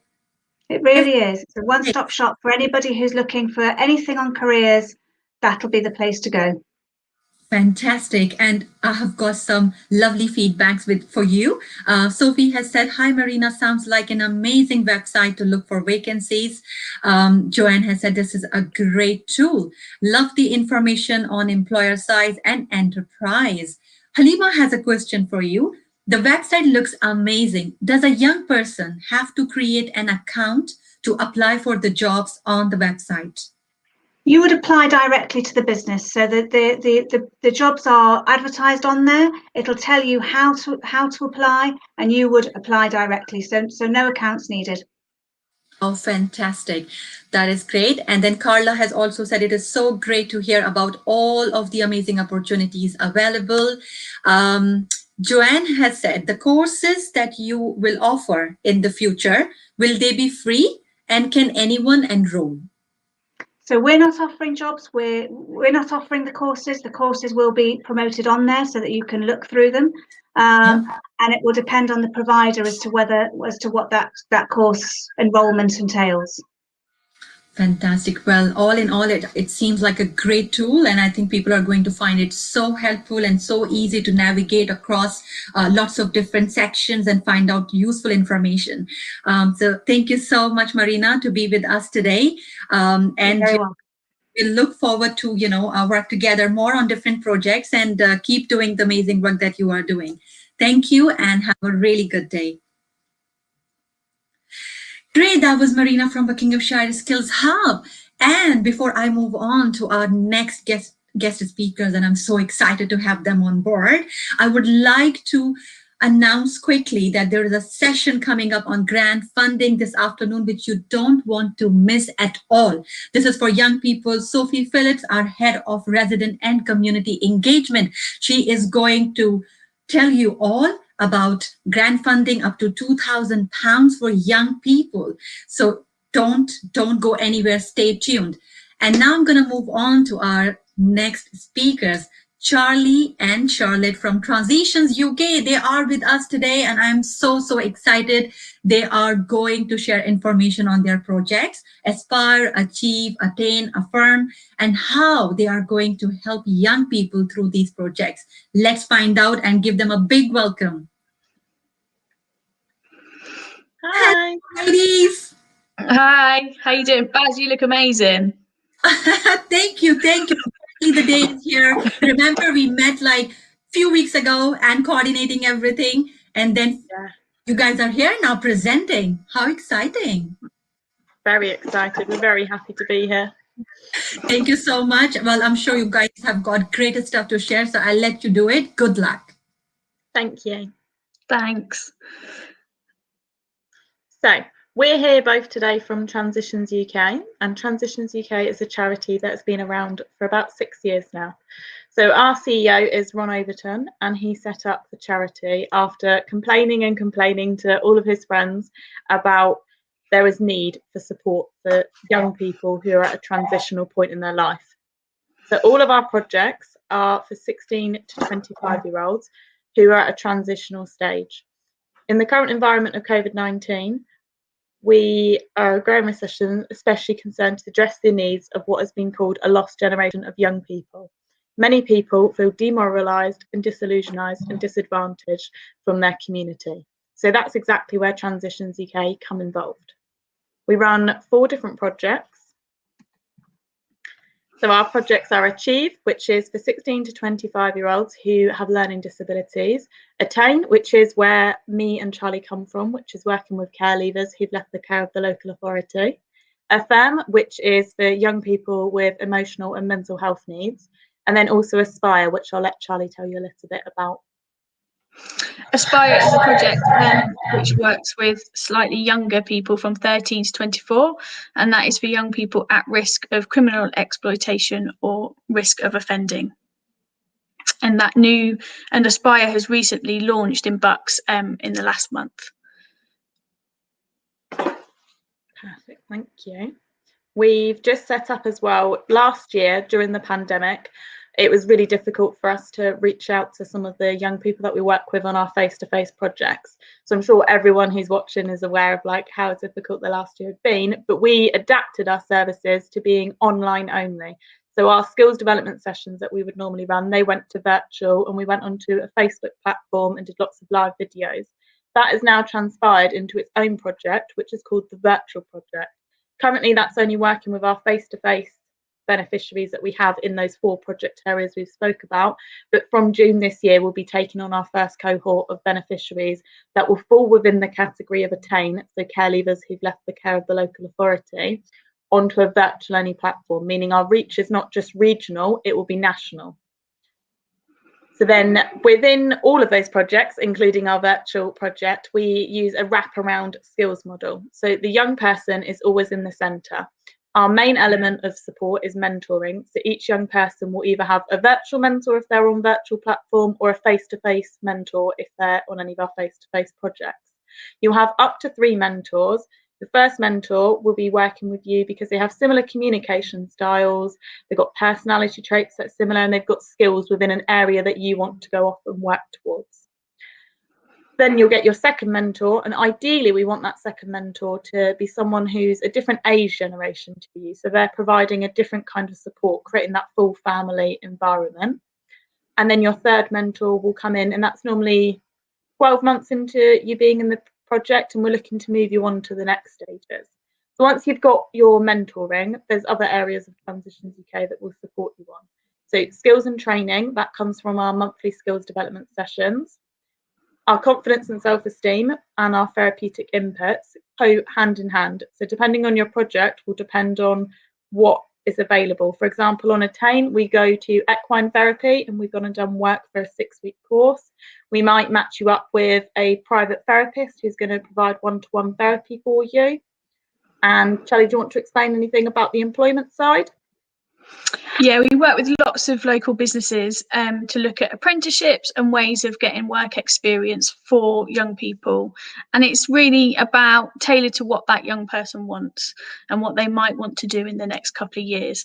And also we fully understand that what you might want to do now might change, and that we really want this to be adaptable to that young person.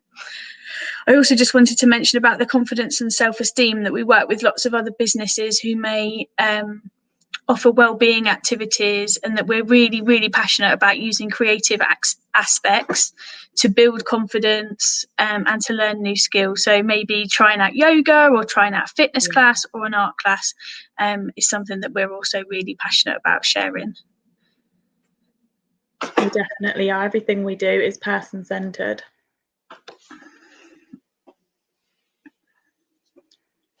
So the offer from Transitions UK and what we offer to our beneficiaries is that one-to-one mentoring.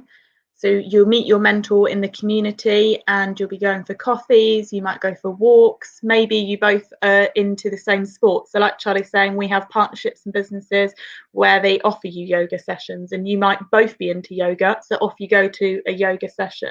It's all about having a befriending relationship that's supportive, but you'll be working off of our dream pathway plans and development web. So although it will feel completely natural and it will just be like having an additional friend, you'll also be working towards a dream, whichever you've decided you want to achieve in the next 2 years.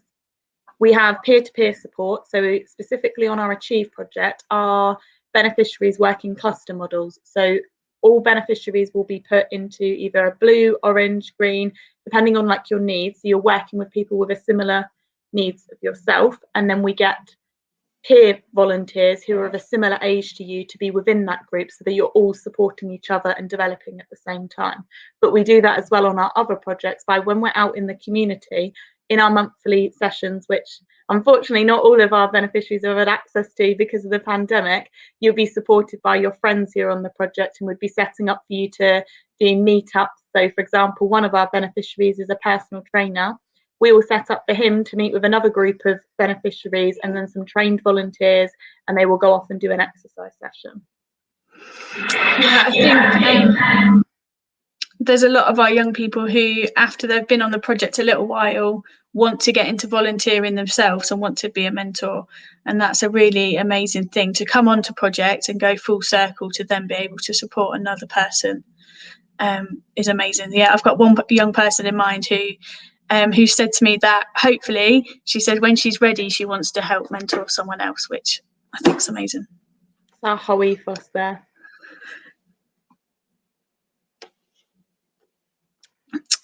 So we're just looking at how you can get involved. I mean, there's lots of ways that anyone can get involved with Transitions UK. You can obviously get in touch with us via any of our social media, or there's an email address down the bottom there, support@transitionsuk.org. One of the things we really want to talk to you today about was our amazing mentors. So we can't run our projects without our mentors, and all our mentors are volunteers. And we work with, like Charlotte said, you match your young person with the suitable mentor on personality, on skill set, and sometimes you just get a really good gut feeling that those people are going to get on. We offer ongoing support for our mentors. There's a training plan. We offer and we do DBS. We offer DBS checks for our mentors as well. One thing that's really great, that the mentor is completely involved in that journey of that young person and working with the project leads on the skills development and on those dream pathway plans for that young person. And it's just really amazing to see that match start when the mentor is a little nervous, and the young person is understandably very nervous, and just watch that relationship grow. And that if anyone would be interested in becoming a mentor or just finding out some more information, then do let us know. Yeah, I'll add into that one as well, Charlie, because if we want to offer support to our mentors, and our mentors obviously offer support to us, we wouldn't be able to run without them. We have our big volunteer group chat once a month. So it's a event where all of our volunteers come together and you all peer support.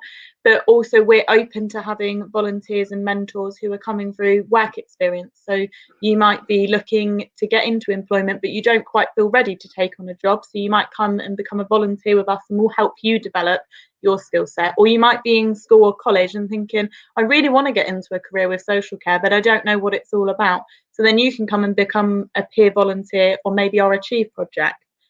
Just all sorts of ways to get involved, including like we need people who want to get involved in our social media or want to run campaigns or fundraising for us. Yeah, or some people might come to us and say that they want to build a trailer or make a short film about transitions, which is amazing for transitions, but also building up your own skill set as well. We rely heavily on our partnerships. So we have many business partnerships and community partnerships, and we value them. So if anyone is working for a company or a business and watching this, or just wants to get involved to support the same needs of the young people we're supporting, we'd love to hear from you. Yeah, we love collaboration at Transitions UK. We definitely do. We've touched on what we offer our volunteers, but I suppose also it's interesting or important to acknowledge that you could volunteer in lots of different ways, not just in a mentoring way. It could be a sessional volunteer, it could be work experience like Charlotte offered. It also could be within our fundraising team or marketing team. So there's a huge amount of opportunity that for people to get involved. Yeah, and while we're speaking about what we offer our volunteers, it's probably good if I mention some of the areas where we're working. So currently our Attain project, which is care leavers, we're working in Milton Keynes, Central Bedford, High Wycombe, Aylesbury, Chesham and Birmingham. Our Achieve project is working in Bedford, Luton and Stevenage. And Aspire, Charlie?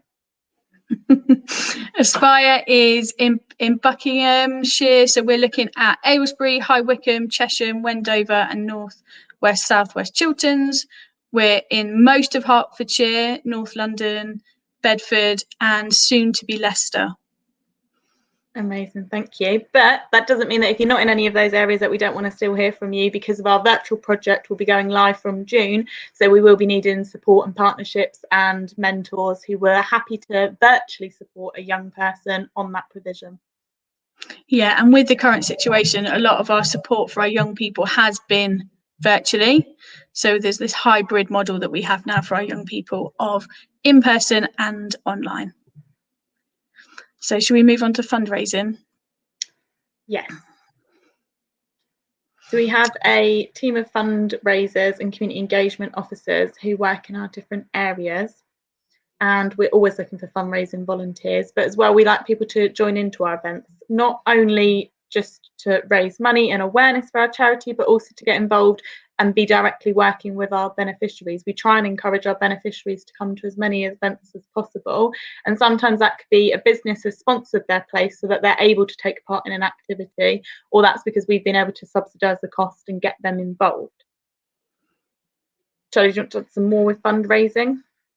Yeah, definitely. I mean, there's so many ways that everyone can get involved with fundraising. It could be just sharing one of our posts on Facebook to raise awareness for one of our events. We encourage our mentors to get involved, and schools like our Wear It Purple event sort of theme of pay £1 and you wear purple for the day at school. Obviously, this has been really tough, and I know a lot of organisations will be in the same situation that with the restrictions that fundraising events, we've had to think out of the box, shall we say. But the polar bear plunge, which I'm actually going to be doing in the next couple of weeks, which is basically jumping into a freezing cold lake and raising money that way. So if anyone wants to get involved or wants to come and join us and jump and do, and a lot of it's a lot of fun, as well as raising money as well. And we definitely love the idea as well of just sharing the awareness. So if you're looking at this and thinking, oh, I'd really love to help a charity, but I'm not able to financially commit. For example, that Wear It Purple, just putting something purple on and using our hashtags and tagging us in, that is really benefiting the charity. Yeah, definitely. And we, like you said, all our beneficiaries also love all the events that we hope to do in the summer. Yes. So that's kind of the end of our presentation. And I wondered if anyone has any questions, or I think we might be coming back to speak to Baz shortly. Yes, and I am here with you guys. That was fantastic. Love the presentation. Like, what great support you are providing to young people. It's fantastic. Really great job, guys. And I've got lovely feedback for you guys. Joe has said actually, it's great to see that with all the suffering we received during COVID, you have adapted your support virtually, which has allowed you to provide not just local but national support. How long did it take? Like, was it a quick magic you needed to use to, adapt from physical to virtual? How did the process go for you guys? It was definitely a huge just change. At first, it was a means to an end. So when we were all last year thinking, oh, we're going into a pandemic, what are we going to do? It was, okay, how on earth are we going to support our beneficiaries? So we got the most safe way possible onto a Facebook page with private profiles. It was closed so nobody could access. So just we had internal communication. So for the beginning, it was arranging, okay, we need to deliver food parcels. We need to support you with your mental health. We're going to meet you out in the community here. Like, let's do this as a group together, but following all of the guidelines. And then that transpired longer, that we started to work with some of our partnerships, so Dreamsign, Milton Keynes. We took some of our beneficiaries and went and did a day where we were focusing on our beneficiaries and what they needed, but by providing support to the community so that the young people still felt included in such an isolating time. And then that just kind of transpired. We started doing fun things. So we were playing bingo, doing quizzes. And then we just saw that it meant that some of the young people that we were working with face-to-face before the pandemic, who wouldn't engage in face-to-face sessions because of their anxieties, they've suddenly felt comfortable to join into a session because it's now on a virtual platform. So then Ron saw that there was a lot within this project. And if we developed that into something that helped nationally, despite a pandemic, we'd be able to reach a lot more young people. Oh, absolutely. Virtual world does allow, it removes barriers as well, from people who can't travel, or people who got lots to do. They somehow being able to fit in into their schedule, and it just makes it so much easier. Sophie has said, wow, the support offered by Transitions UK sounds incredible. Sharon has also said, this sounds amazing. I know a couple of young people I will be signposting to you. So you've got clients already. Sharon has a good question. She has asked, do volunteers need previous experience or education? No, I mean, there's no, sorry, I was just unmuting myself. There's no perfect mentor at all. We're all about the people and how different everybody is. And we really hone in on that, and that everyone has a skill that they can share. And a lot of it is about giving time and to be able to listen to that young person. And if we do need to source out a specific skill, then we'll bring in another mentor on top of that. But yeah.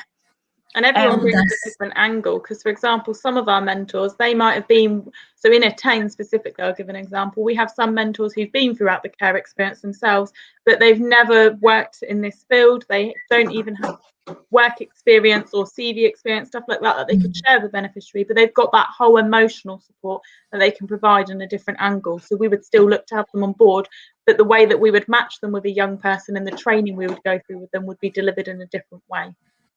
Oh, absolutely. And is there a minimum or maximum age to be a Transition UK volunteer, or is it open for everyone? It's open for everyone over the age of 18, but for our Achieve project, we can take some peer volunteers aged 16, but that would need to be assessed. But it's 18 plus, and there's no end age. You could be 105 and we'll still have you as a volunteer. That is brilliant. Thank you so much, Charlie and Charlotte, for being with us today. It was so useful. And, it was a pleasure meeting with you guys earlier on anyway. And I can't wait to go on a coffee with you guys. Definitely. I've been planning. You know what I've been doing since yesterday? I've been booking myself up for either lunch or coffee or tea, all that is stuff, like with all the guest speakers, because I can't wait to enjoy my life again. You'll have to come, Baz, to our summertime walk instead, and we can all have a walk and a walking coffee. Oh, I can't wait for that day, Charlotte, and I'm sure it will come soon. But with that, I'm gonna let you guys go, and we will catch you soon. Take care and have a really good day. Take care, guys. Thanks, everyone. Lovely Charlotte and Charlie from Transitions UK. What great support, not just locally, but on national level. Great work these guys are doing. And if you really like their projects, please do get in touch with them. Now I am moving on to our next guest speaker, who is eagerly waiting to talk with you guys about benefits on volunteering and working in a natural environment, how crucial it is, community engagement, and much more. So let's hear from Steve Rogers, Chiltern Rangers. I mean, who doesn't know them, the work they do, especially in Buckinghamshire.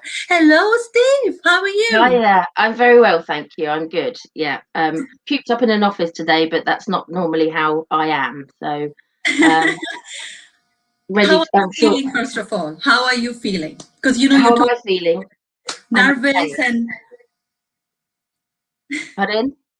You said you were nervous and also. Oh, yes. I was nervous. Yeah, I've got clammy hands. Yeah, I do get a bit nervous. At least it's behind a screen this time, and I don't have to stand up in front of lots of people. I don't like public talking. Steve, you know what? We all have felt exactly the same. This is not easy. We all are learning, but you know what? Yeah. You rock it. Just go for it. Give your best, and we can't wait to hear from you. So go for it. Good luck. Thanks, Naz. Okay.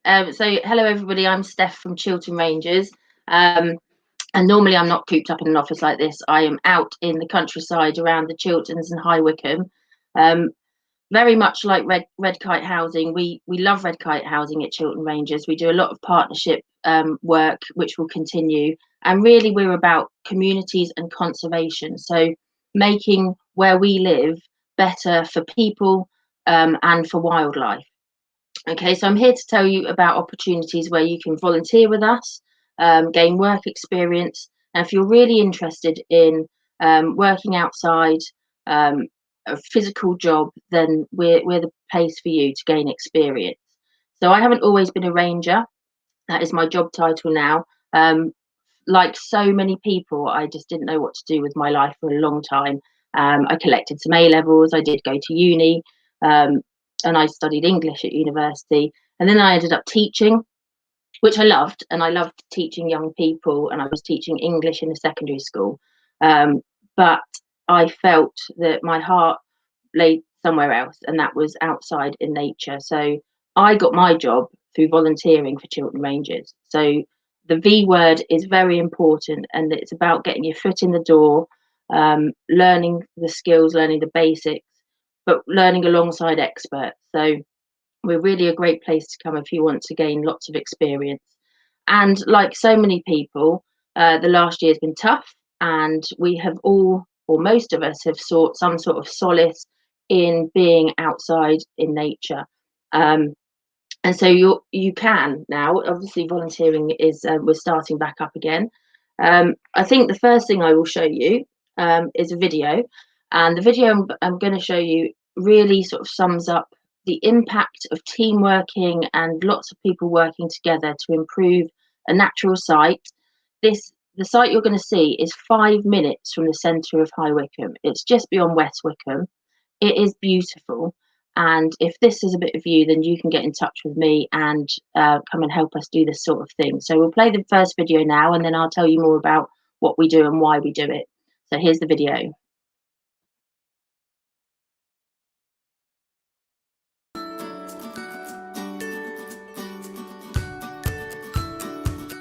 Really good to see so many organisations all coming together with volunteers from all walks of life to give back to the Chilterns to help improve this chalk grassland habitat.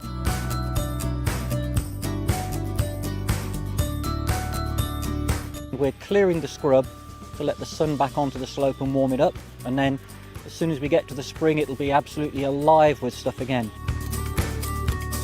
It's such an incredible mosaic of different habitats and different wildlife and some spectacular views.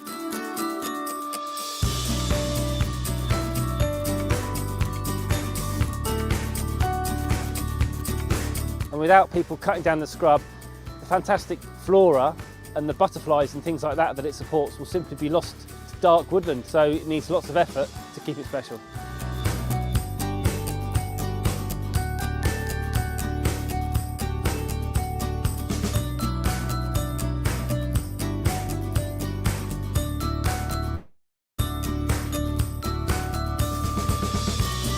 It's just great to sort of all come together collaboratively, I think, and make a big difference on the day.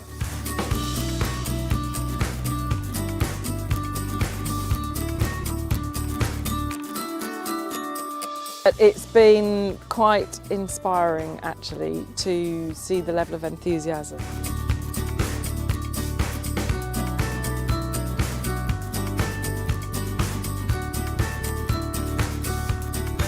It's been fun and I've really enjoyed it and I'd highly recommend it.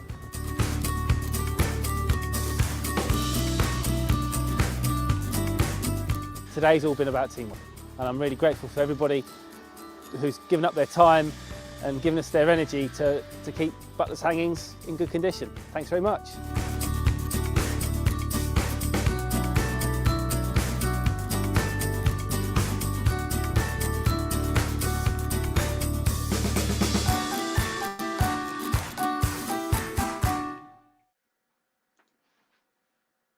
Okay, so hopefully that video is now, and I'm back on with this slide. So as you can see, it's a lot of hard work, but it's fun work. I really enjoy going to work. It's something that I love to do. So there's lots of opportunities. You can come out and volunteer on sessions like that with us. As I say, so at our heart at Chiltern Rangers is community, and that's you, and making where we live better. Lots of things we do around High Wycombe. So we've got woods within town. So you probably maybe live near Castlefield. There's Roundwood, lots of sites in the east of Wycombe around Downley that we manage, lots of woodlands. Now, the problem is we hear lots about climate change and loss of species diversity. So wildlife's really struggling. What we do is bring our community, so groups like you and people who live in the town, to really help look after where we live. It always sounds a bit silly that we're cutting down trees, and you think, that's a terrible thing. But a well-managed woodland, there's a difference. We're not cutting things down to clear it to build houses. We're managing woodland in a positive way. So we might get you to help us clear a section of the woods, and what that does is floods it with light to drive the regeneration of new species, because different animals like to live in different habitats. So we'd get you out with us using saws and loppers, and show you and teach you how to use those tools. And then often we'll have a bonfire, which is fantastic, or we'll produce wood chip, which we'll use on another project. But we also do a lot of planting as well. And the bottom photo there, that's at Flomer Hill in Downley. And we had a group out last winter. They're planting a hedgerow, and that again, so it's habitat creation as well, and making everything better for wildlife. It's also good for you too. So you'll be some familiar species here. On the right hand side, we've got the tawny owl there. So they are a woodland species, but they need older trees to live in and hold. But if the habitat's not right, then we will also be sympathetic, and we might put tawny owl boxes up in the woods, so you can help us with that. Badgers live in the woods, but they need a lot of fresh growth. And then bats, obviously, if you think about food chains, which you've probably done at school, if you've got insects, and you'll get birds, you'll get bats, and it's just building that up, and you'll get the bigger mammals too. Butterfly there is called a silver-washed fritillary, and they were really struggling a few years back because they need wide, sunny glades within woodland. They won't live anywhere else. This is where you'll find them. And through our work, creating those glades, that's where they'll live. And we've seen a real success in our woodlands, just in Castlefield, of those butterflies flying around. And everyone's familiar with a little hedgehog, and they like the hedgerows. So we do a lot of hedgerow planting as well, just linking up these habitats. The other way you can help us, and this is a fantastic way, through High Wycombe, is the River Wye. And it's an internationally rare chalk stream. We say that the chalk streams are our Amazon rainforest. They are more rare than that. Okay, there's only 200 in the world. 9 of these streams flow through the Chilterns, and one of those is the Wye, which flows through town. And you'll see in this picture here, we organise river cleans. So this was a group from NCS who came and helped us. You get in your chest waders and all the kit, and we get in the river and we pick that litter out. Lots is in the media about pointless plastics and our oceans being polluted. We can stop it here. The River Wye flows into the Thames, which flows into the sea. If we're picking it out and controlling it at ground level, our community level, then we can do our bit to stop that happening. So it's not all river cleans. The other thing, the top left photo, you'll see that we do what we call river enhancement. And where the river over years has sort of been canalised, been put into concrete to flow it through the town, we try and renaturalise that, I suppose, by building what we call berms. And so they create a nice meander in the river, lots of little niche habitats for things to nest and breed, and things like that. Okay, and it's all about building this habitat for all of the creatures. Again, so things that you'll see in and around, and we see these all the time. So water voles very much have suffered. Populations have just been decimated. You might not see one of them. You will see a rat, but rats are nature too. See them quite a lot. And if you walk around Kingsmead, which is where our depot is, definitely you'll see the little egret, and that's a wading bird with fantastic yellow feet there. And again, it's creating these places where they can find their food, and that's what you'll be helping us do. Kingfisher, clues in the name, they eat fish. A healthy chalk stream is going to have fish in it. So if we're managing it well and really nurturing it and looking after our asset in our town, then we're going to see those animals. Really cute picture of an otter. They should live in chalk streams, otters. They have been spotted on the Wye, believe it or not. I've never seen one. But there's no reason, if we have a beautiful river flowing through our town, and don't forget it goes from West Wickham all through High Wycombe, Bourne End, Woburn, out to the Thames. There are places where we could, in the future, have otters playing around beside us. Aren't they cute? Another habitat, and so this is, again, in Castlefield, you might recognise the view here, is chalk grassland. So chalk grassland, really unique habitat, quite unique to the Chilterns. It means that under the grass and everything is this bedrock of chalk. Because it's developed over millennia, you've got associated species that will only live on this chalk grassland. If we don't manage it, it will cover itself with wood, and we lose those specialist chalk species. So again, as a group of young people here helping us with the management, we cut it with machines called brush cutters. But then the really important bit is where our volunteers come in and they rake that grass off.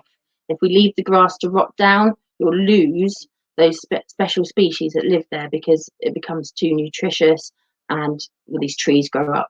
Okay, so it's a real home for pollinators and butterflies and other insects like that. But also, here we go, lots of reptiles will make chalk grass in their home. That top left picture there is an Adonis blue butterfly. You'll only find that on chalk grassland.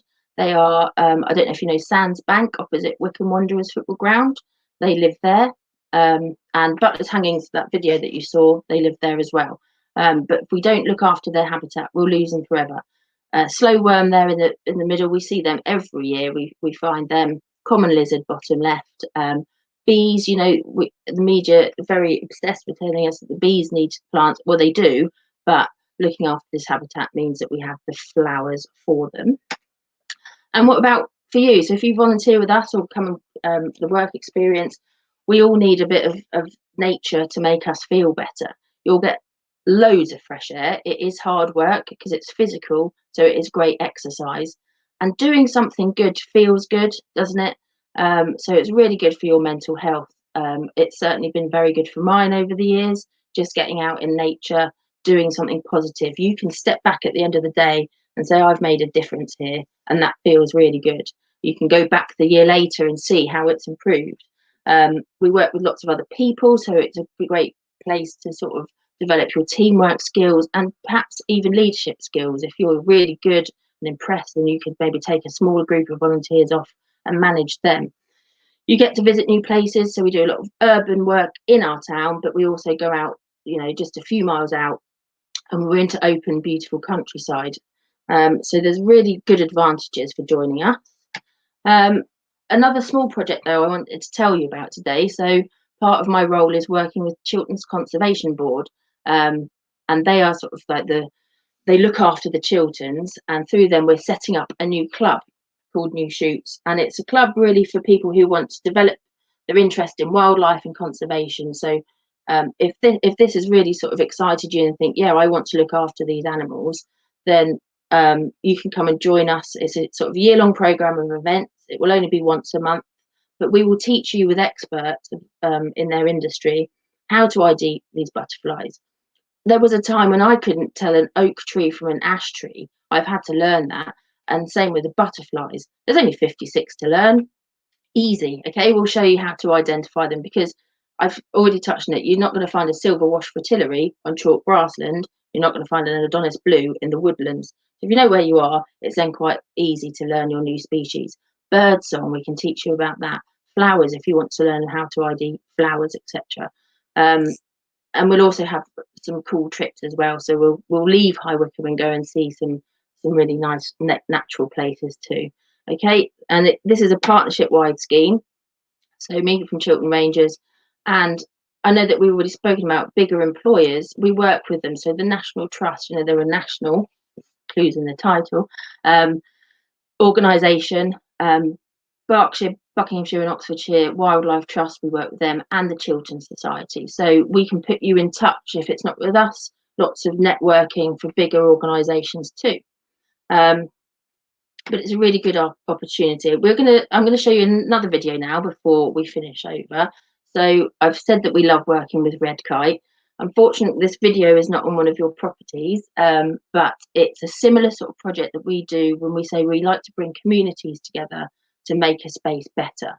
Okay, so this is a project that was done at Abingdon Hospital very recently, so during the COVID crisis, and we were able to go out and give back to the NHS by making a very special garden. And we've done similar projects for Park House, Gibbs House, Edgewood, lots of Red Kite properties. And we have taken groups with young people like you to help us develop this sort of thing. So have a look at this video and see if it's the sort of thing you'd like to do. Thank you.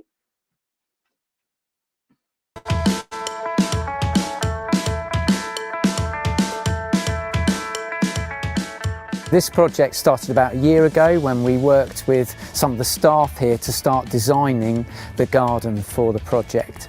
The main aim is to improve it for both the staff and the patients and for wildlife here, so this place becomes a buzzing place both with people and wildlife. The charity are really keen to support projects like this because it just shows how much we can change the environment to enhance the experience that people have coming here to Abingdon Hospital. I love our Chiltern Rangers projects because we've drawn a huge community of people to work together. It's not just a contractor coming in and doing stuff and it magically happening. So we've got all ages working, from young people to families to local Abingdon people. Today I've been painting everything black for the pergola and also the planters for the plants. It feels really good to give back to the NHS and the staff here. Everyone is working together and you get to actually see it actually become something. It's like you get to see something in real time and that you know the people are going to appreciate and be able to use, and it's going to be helpful, and for all these people who are working incredibly hard in really horrific times basically. I am absolutely delighted. It looks amazing and I just think it is really deserving for our staff, and our staff will be delighted. It's just somewhere really special and it's transformed a piece of scrubland into something really quite outstandingly beautiful. I think it will help staff and patients a lot. It's going to provide a nice space to be in, which is especially needed at this kind of time. It's going to provide a wonderful kind of therapeutic atmosphere for people to come and explore during those little breaks that we have when we get them.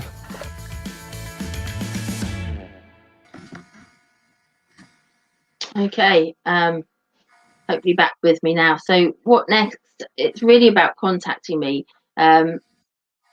My email address is there, steph@chilternrangers.co.uk, and we are on the usual social media platforms, Instagram, Facebook and Twitter, with the handle @ChilternRangers. So that's all from me. So hopefully Baz will be back in seconds. Yes, I am. Hello. I am with you already, Steph. And First of all, I don't know why you were nervous. You are a pro. We need to learn from you, you know. I felt a mini picnic with you, watching all that beautiful greenery and birds and, you know, animals. That was fantastic, Steph. And Jean Peasley, I've got lovely feedbacks for you. I love volunteering with Chiltern Rangers, a great variety of work opportunities and the chance to really make a difference. That's great. And Sophie has said, totally agree with you, Steph. Volunteering has had such a huge impact on my career over the years. Volunteering can really change your life. And I know Sophie, she is really big on volunteering, and I couldn't agree more with her. And Joanne has said, this is great for our well-being. Sharon has said, volunteering with you sounds amazing. It's like an outdoor classroom with the amount of skills you learn.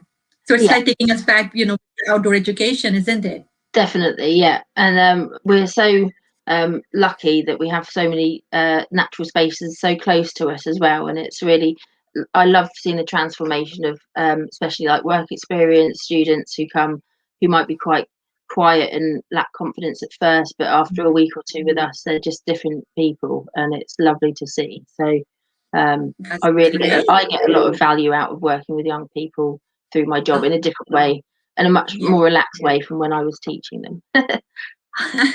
That's great. Well, Halima has said looking after our environment is so important, and the projects look so much fun. Even better, preserving habitats for such cute animals. Thank you for sharing, Steph. So my pleasure. People loved your presentation. Carla has said, I will definitely be in touch for some volunteering opportunities.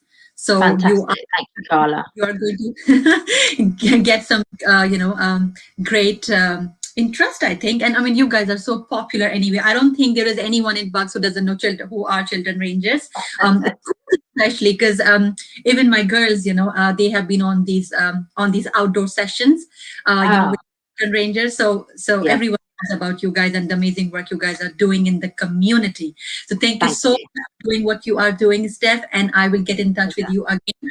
Thank you for being with us today. Have a good day. Thanks. Bye. Bye.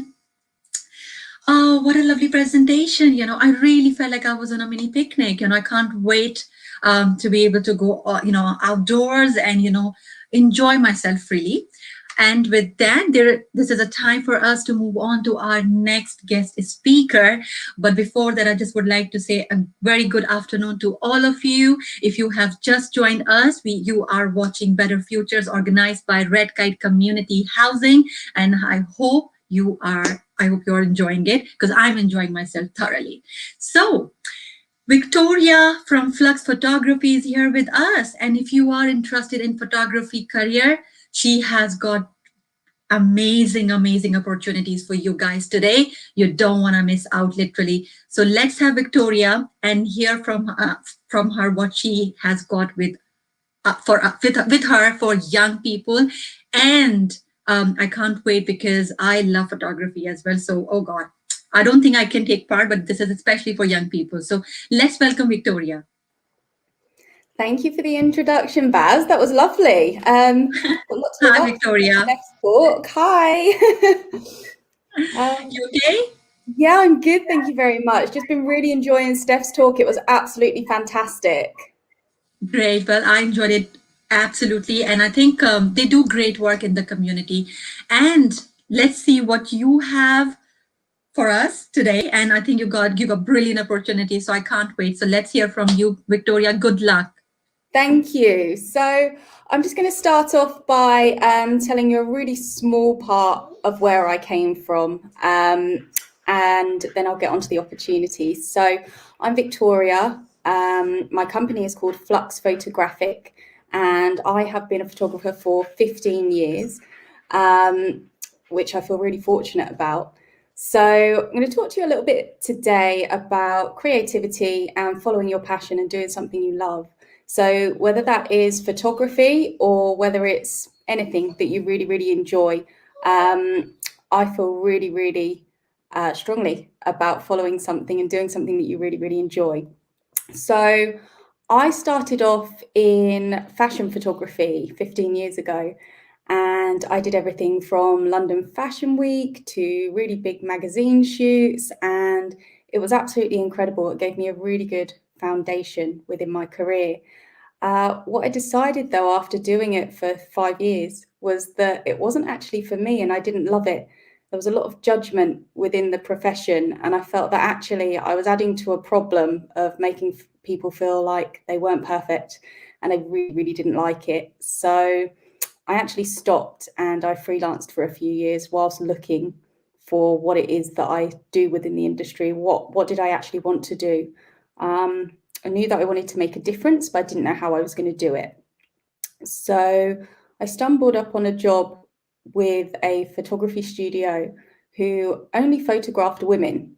And so I worked there for 2 years. And within this time, I learned that the women I was working with had these absolutely inspirational and incredible stories that they would tell me during their shoot. And that would be anything from the journeys that they had been through to really life-altering experiences, such as going through cancer treatment and becoming a cancer survivor, or going through domestic violence, or just things that were really, really life-changing for them. And that really, really spoke to me. And I felt that I could use what I did to tell these people's stories, educate people and raise awareness around some really, really important issues. So at that time, I thought, well, yeah, I think I want to do this, which led me to starting my own company in 2014. And at this point, I just knew that I wanted to make a difference. And whatever I did, I wanted to use my images to make a difference for people. So after experimenting with my style, with different types of photography, with different types of light, I just knew that I had to help with what I did. So I landed up on the answer in 2018, where I started the Beautiful You movement. And the Beautiful You movement is all about self-acceptance, loving yourself, and just being who you are unapologetically. It's also about the idea that nobody gets to comment on what you look like, or on what your body type is, or on how you're supposed to be, because it's not their right to do so. So nobody gets the right to do that. So it's really about sending that message and sending other important messages through these really powerful images. So I've always believed that photography isn't just about the image itself, although they say an image speaks 1,000 words. It's very much about the story behind it. So I decided that I was going to help my customers and the people that I work with tell their stories through these powerful images. So whether that is the corporate and personal branding shoots that I do to help people tell the stories of their companies, or whether it is the campaigns that I now shoot through Beautiful You, to help my customers tell their stories. I feel like that is something that I absolutely love, and I really want to help others learn how to do. With social media and Instagram being such a massive, important part of our lives, I feel that that's something that everybody can do. And so if we're all taking these powerful images and we're all putting them on our social media, then we end up sending an overall better message out into the world. So that's when I decided to start working with local charities, youth groups and schools to teach young people how to take better, clearer and more storytelling images for their social media, so they could put something more positive out into the world. Now, I also ran a campaign last year with a team of 5 female bodybuilders to target online bullying. And I feel like I've spoken enough now, so I'm going to go on to showing you a little video about what I've done so that you can kind of get a real feel for what it is that I actually do. So Lee, if you could play the video, that would be absolutely amazing. Thank you. Come all, witness the greatest of them all. One hand slays dragons, one... Firstly, I didn't magically create all these muscles. I have got 40 plus years of muscles. Yeah, it just depends how your body reacts and how committed you are to it and how much you want it. Anyone can do it. Anyone really can do it. You know, it's not just a case of you train for a bit and then you diet for a bit. You know, if you want to do really well and you want to be kind of world class, then you are never off prep. If I now jump back 13 years, I had cancer. I was anorexic. You know, you get one chance at this life. You get one shot at it. You've got to be happy. Yeah, but I wasn't born like that. I had to work to get this way. And yeah, I gave myself 9 months to get on stage, did it. Hadn't even watched a bodybuilding competition, hadn't even seen a bodybuilding competition. But yet, 6, 7 months later, I stepped on stage for the very first time.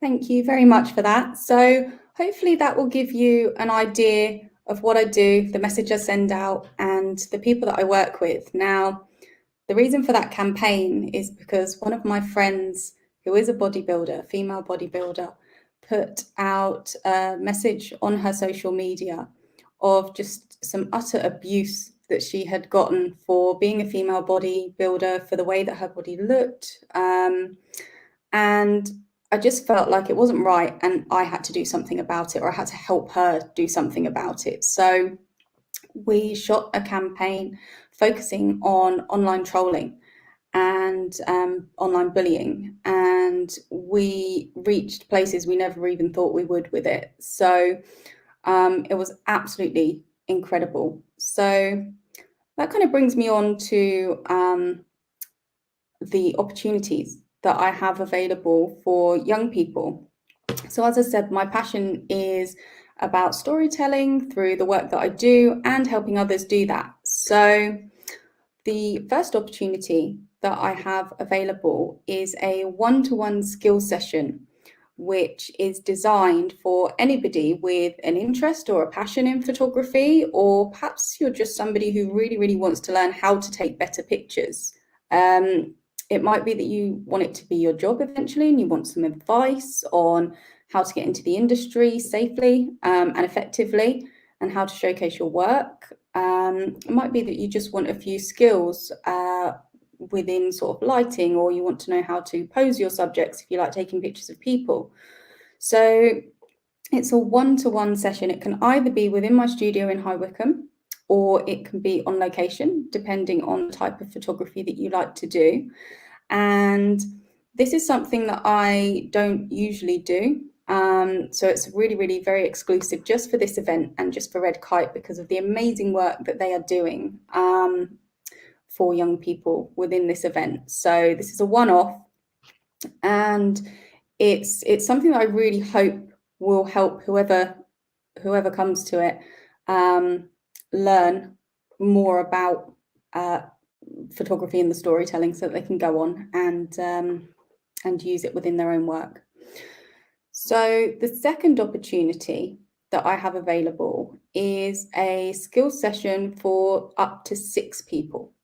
So that is a group session, and it can be really, really fun when you're doing it with your friends as well. So that's up to 6 people. So it's a skills session, and that will be more of a general session where we will focus on lighting and posing, and we'll be learning all about how to get the best angles and really how to showcase your work using the equipment that you have. Because I think so many people think that they have to have really, really expensive equipment to create beautiful photos. And you absolutely don't. There are so many techniques that you can use using things that you have and equipment that you have actually just lying around the house. An example being, if you need a reflector to reflect more light into your photo, you don't have one, you can just use a piece of tinfoil. I've done this many times within my career, and I carry a piece around in my photography kit pretty much all the time, just in case I get caught out. So it's really, really easy to do. and just with a little bit of guidance and the correct techniques, it's something that absolutely anybody can do. So those are the opportunities that I have available. As you saw in the video, my website is www.fluxphotographic.co.uk. So you can go on there and enter that way to sign up for the opportunities. Alternatively, you can contact Red Kite and the Better Futures team, and they will pass the information over. So that's me done. So I welcome any questions or any feedback that anybody has, or I'll be happy to answer them.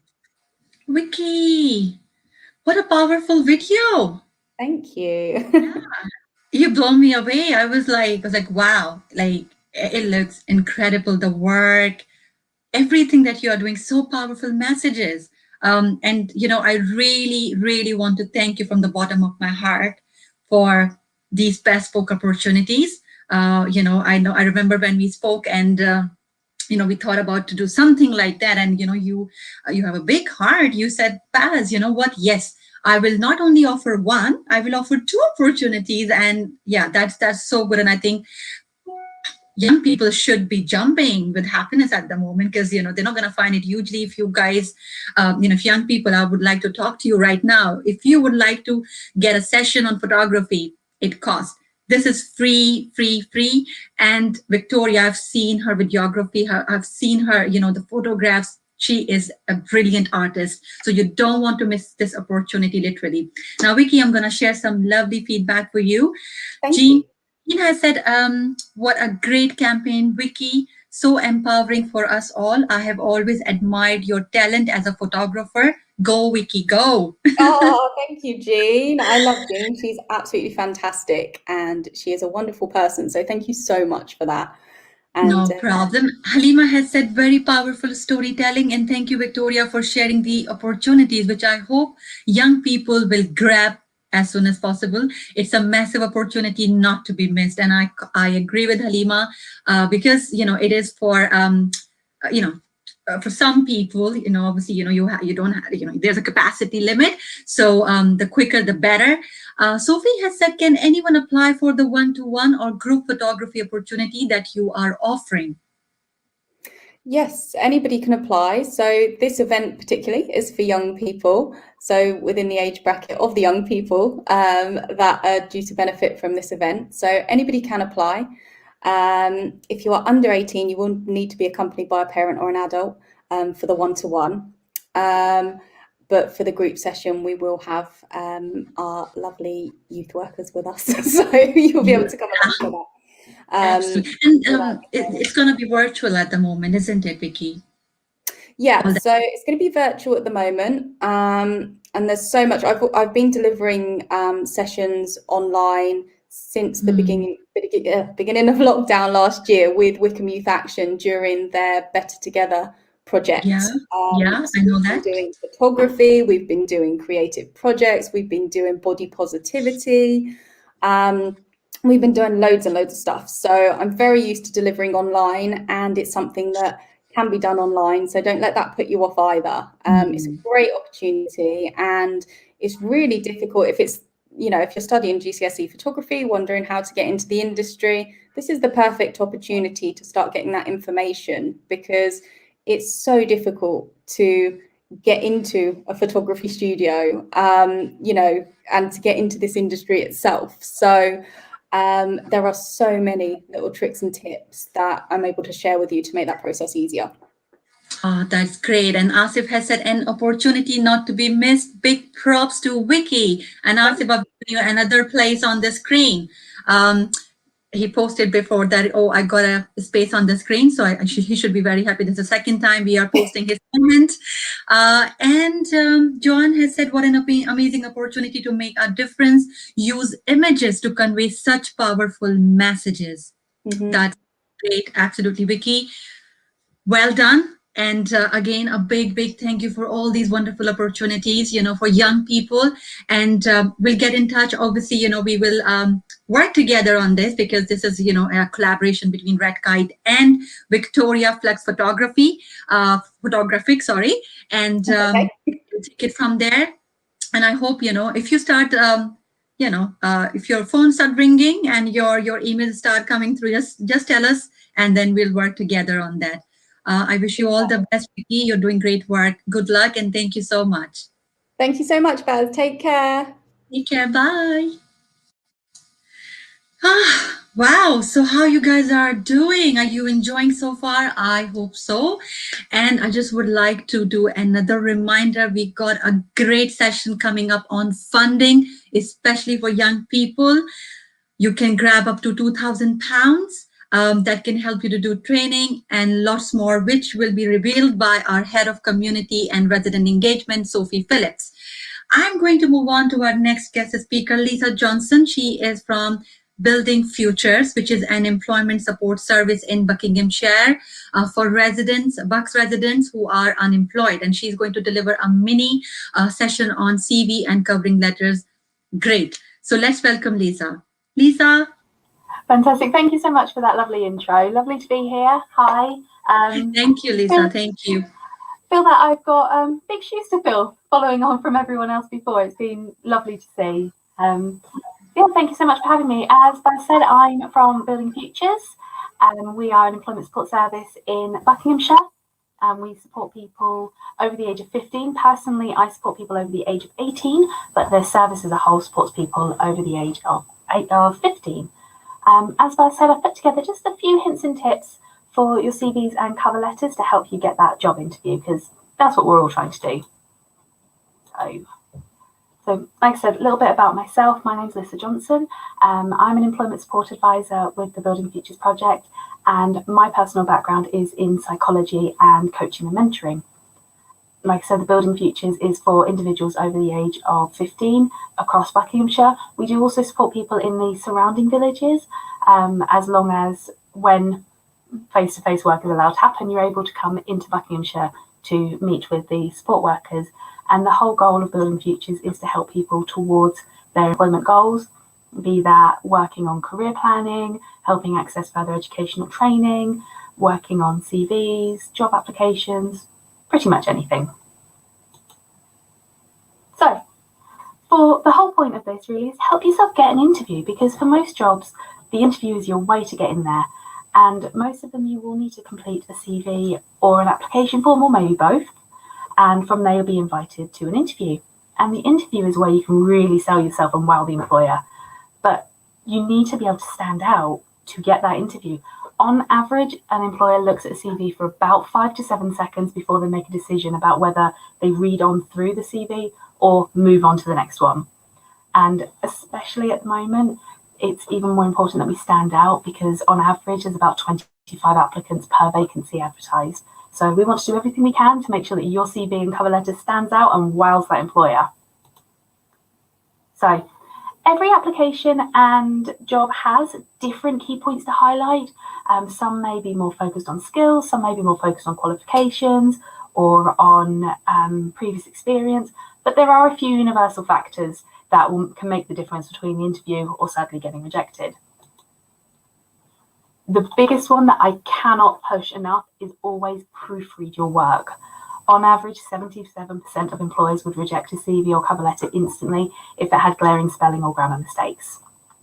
And that might seem quite harsh, but in sort of today's technology society, where we have spell checker in Word, in a WordPad, in whatever processing service you use, there's spell checker. So employers are a bit harsh on that one, because there's no real excuse to have the spelling wrong, because Word gives you that red squiggly line to say that there's something wrong there. Also, always tailor your CV and cover letter. It is so easy to just get in the habit of sending out the same CV and generic cover letter to everyone.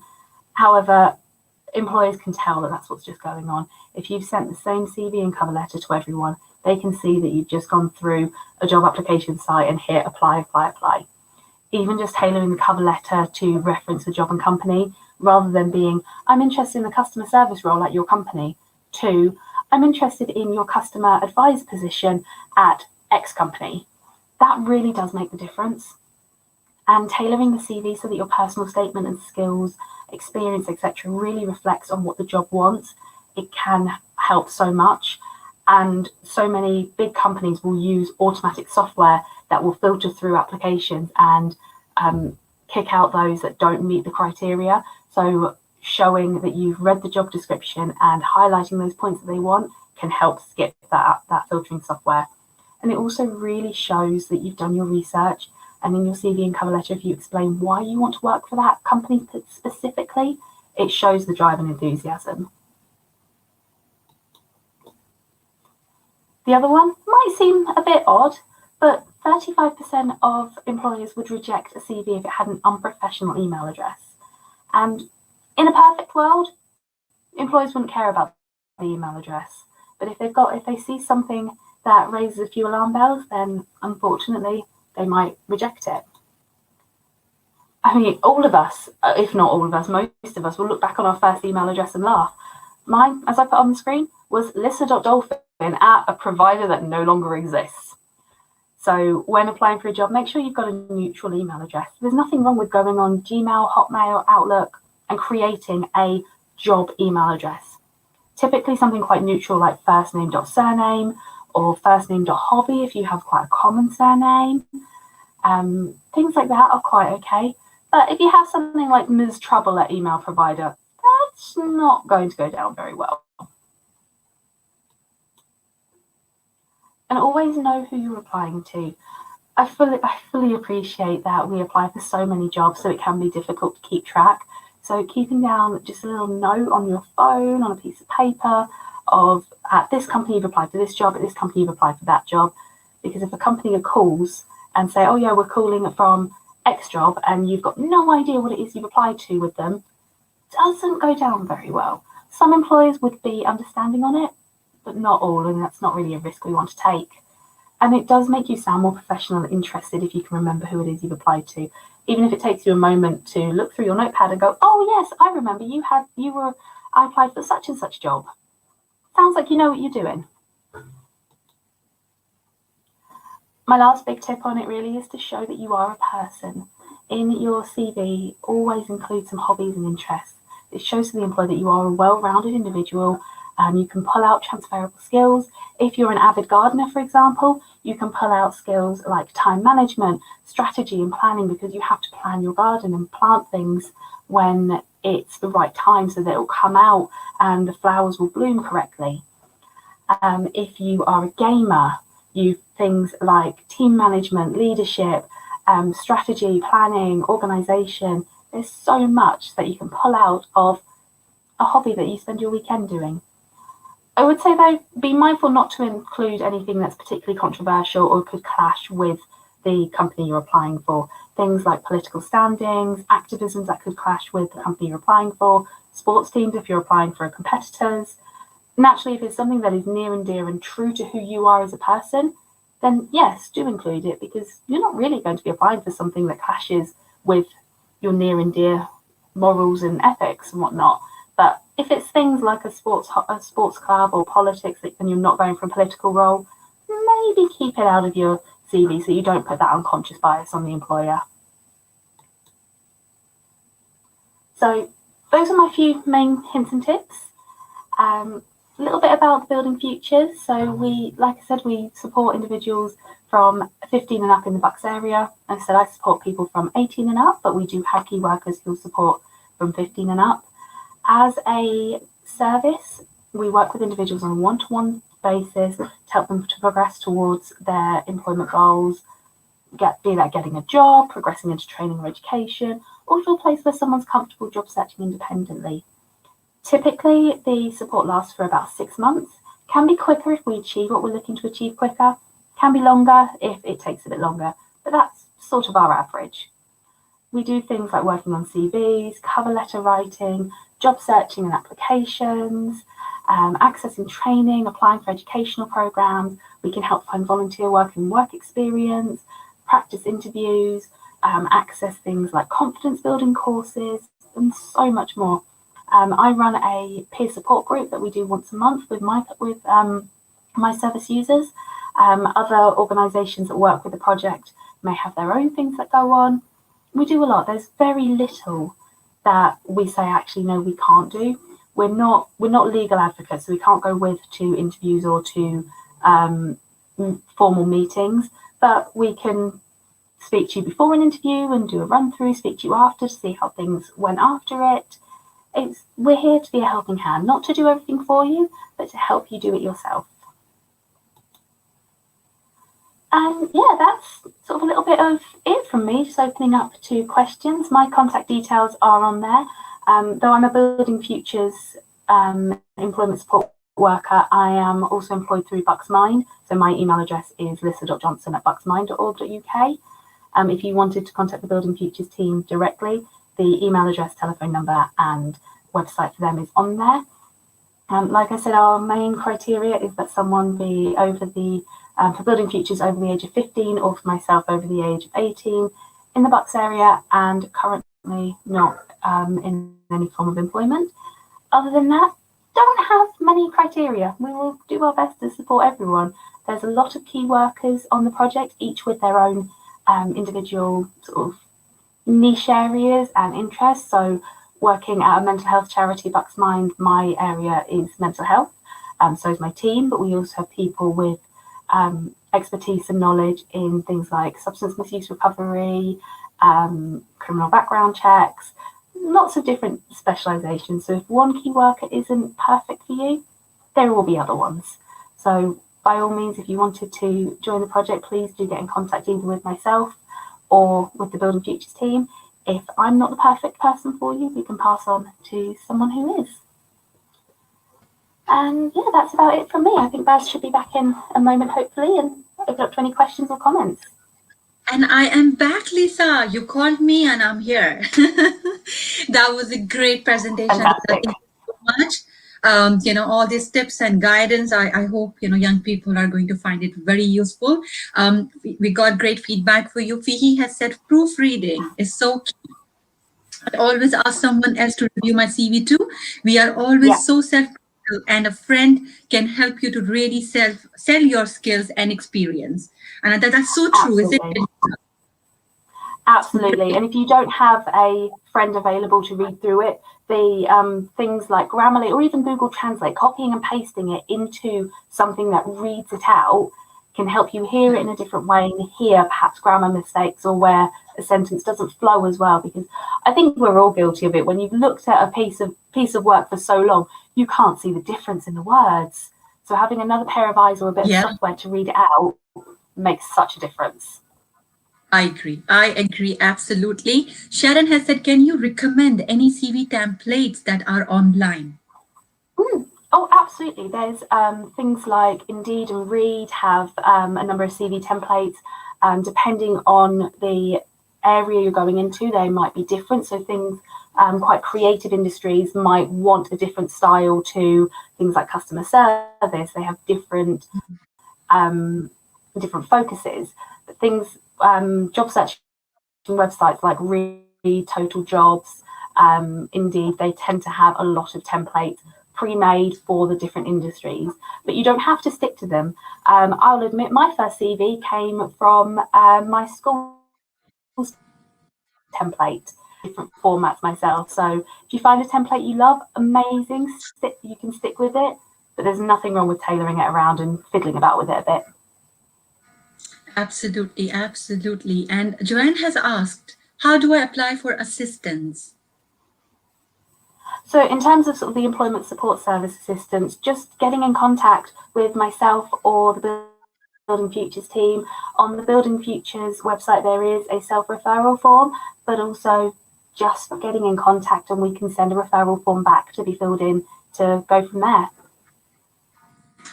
That is great. Thank you so much. All great stuff. How to build a great CV and do's and don'ts we learn from Lisa. Thank you so much, Lisa, for being with us today. And I'm sure young people will take advantage of of your support and services. Thank you, and I'll get in touch with you again. Have a really good day. Fantastic. Thank you so much for having me. Take care, everyone.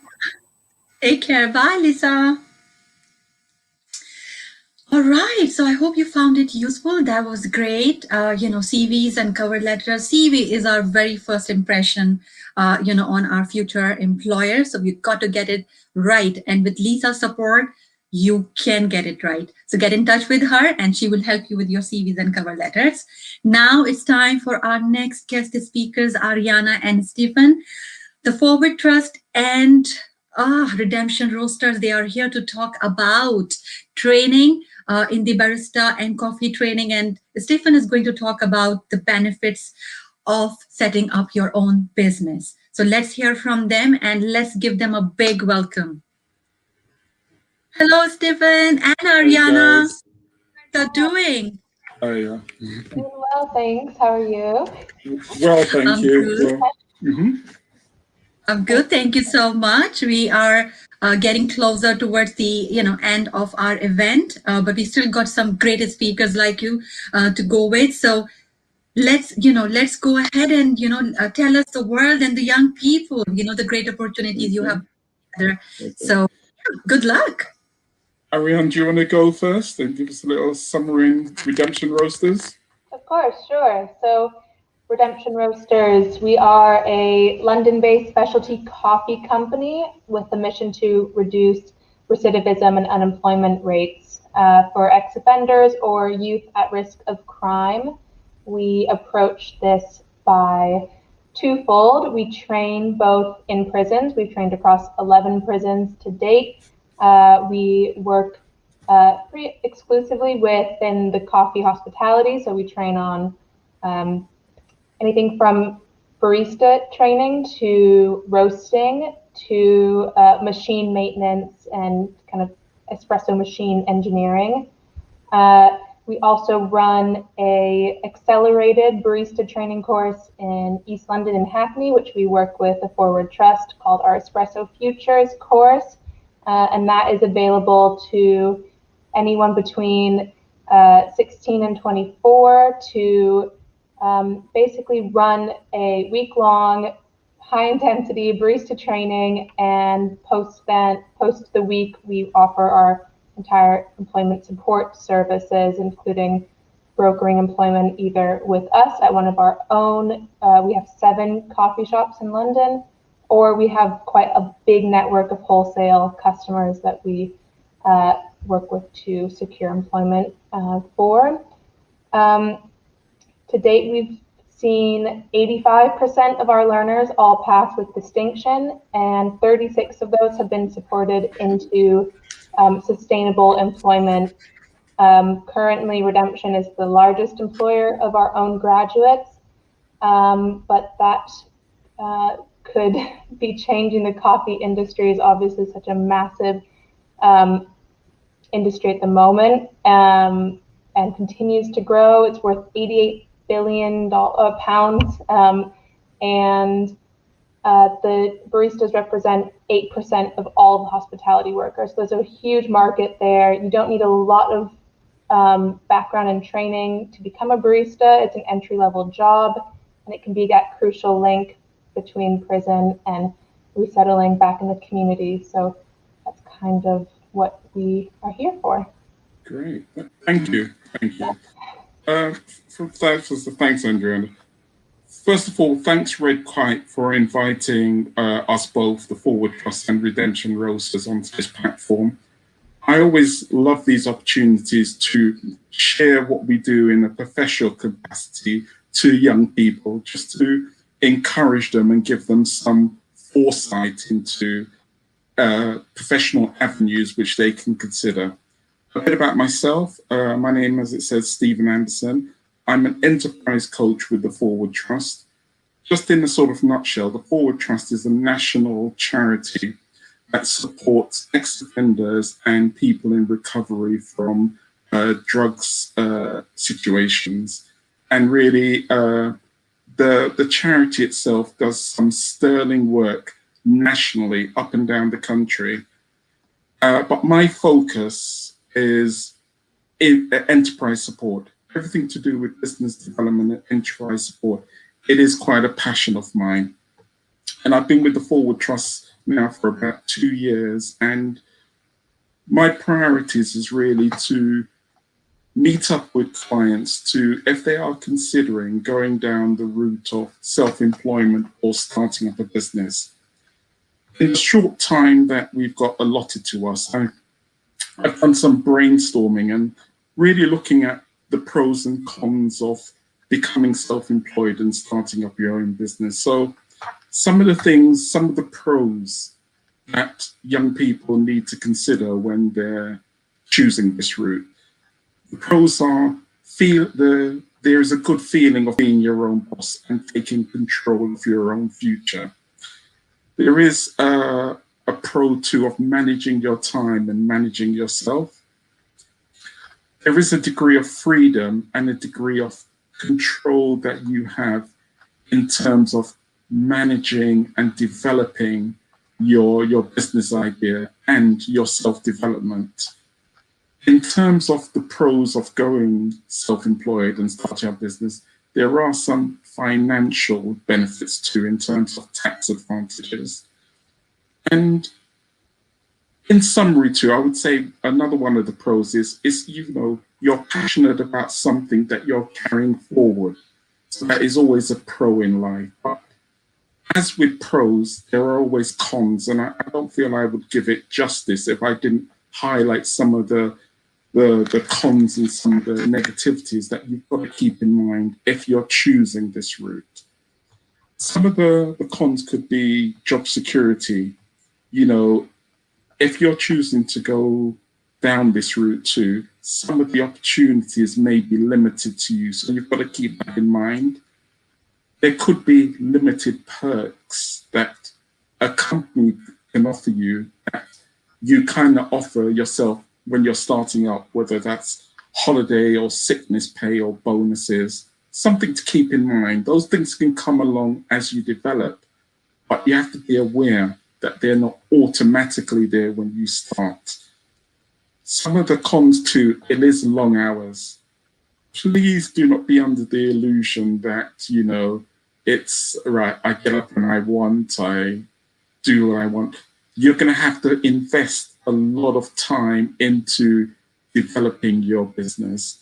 And, that is always at the start of establishing your business. So something to keep in mind there too. There's always a golden rainbow at the end, but you have to invest a lot of time and work into that. So it's not all roses. I have brainstormed some things here that I actually wrote this yesterday evening, that I'd share with you. If you're choosing to start your own business or become self-employed, some things to keep in mind. Be proactive and disciplined in working on your business idea. Be committed to doing positive activity on a daily basis. Learn about the business startup process. There's a lot of information online. There's a lot of books. There is so much information online about learning the process of starting up your business. I would also encourage young people to read and study entrepreneurs.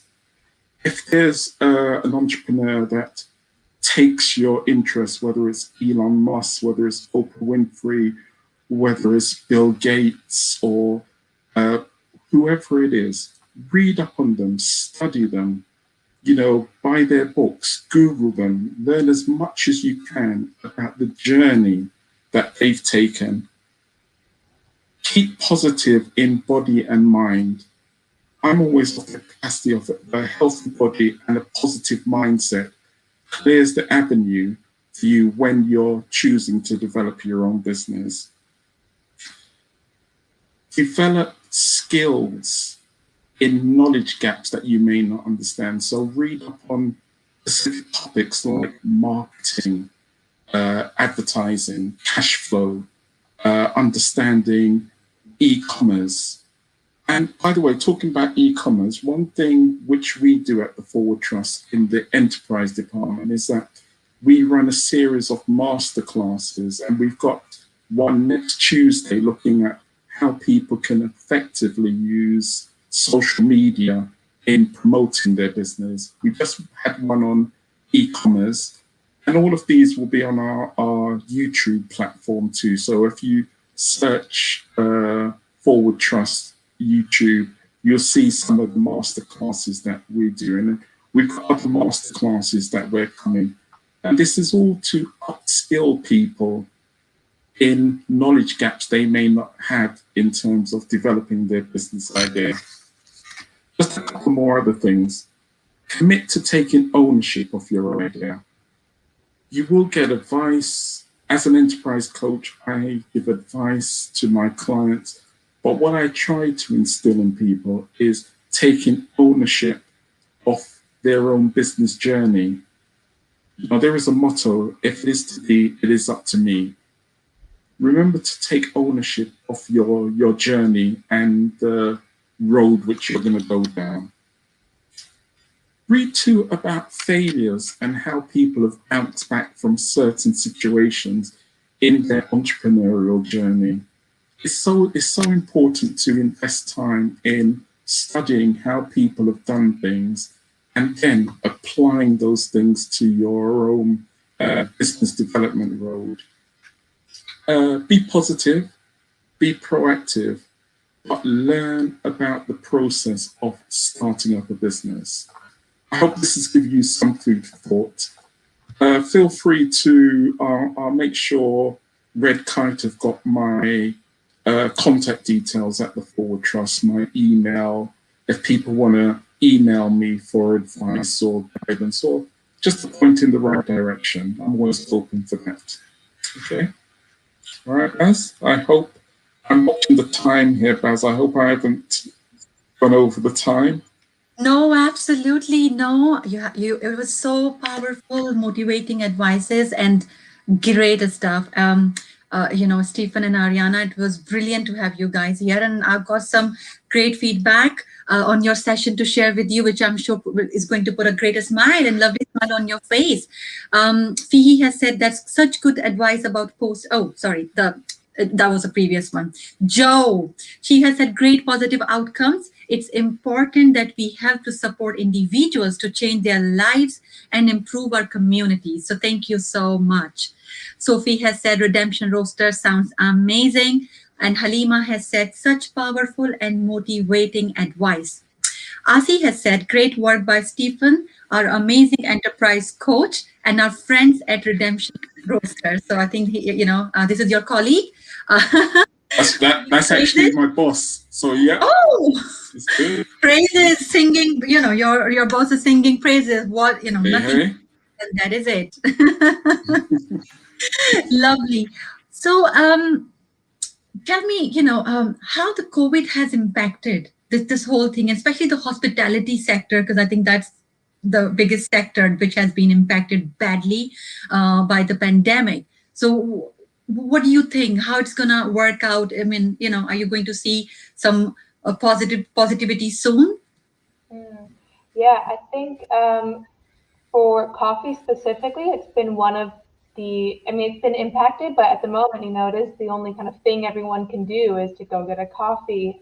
So it has impacted how we operate as far as sitting down and enjoying coffee in a cafe, but we've seen that it's affected everyone a little bit differently depending on their setup originally, and it feels like at the moment there's quite a lot of build up for the warmer weather, for takeout, it feels like we haven't lost momentum in the coffee world. So we'll see. Like, we're expanding. We've added 2 new shops since COVID. It feels like there's Wow. that. Oh, well done. Congratulations. Yeah. That's great news. Yeah. Just the word, Baz. I mean, when people are considering the impact of COVID, do not let that stop them from giving their idea. It should actually be quite a drive, because we're going to come out of this and we're going to come out a lot stronger. It's important that people position themselves and upskill themselves and be ready to jump in to the opportunities that will come, but use the opportunity to develop the mindset, knowledge gaps, and, you know, really research their markets that they're going to go into. So there is opportunity in this situation. Ah, great. Absolutely. I agree with you, Stephen. I can see you're a person who sees opportunity in every single thing. And I think that's all should be. I agree with you, this pandemic has been hard on us, but it has so much. I mean, this event is one of the biggest examples for us, going live, doing an event like this on such big platform.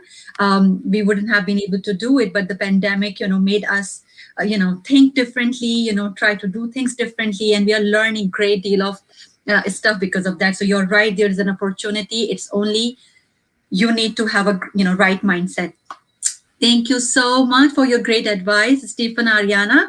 Lovely to have you with us, and I'm sure we will get in touch again, and hope to get a chance to work on some amazing projects with you guys. Have a really definitely, and take care. Okay, thank you. No problem. Take care. Lovely. So we are getting closer and closer. Now, I just wanted to check quickly our guest speaker, Lawrence. He is with us now, and a real hero, firefighter.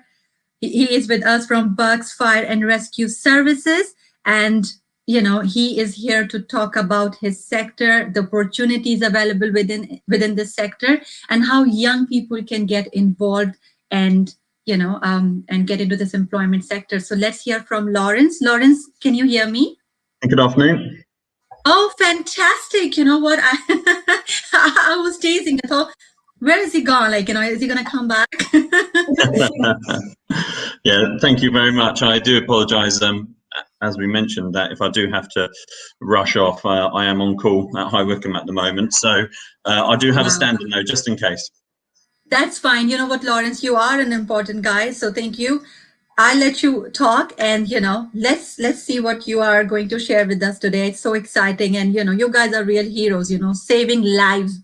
Nothing can be important than that. So thank you so much for that. Good luck.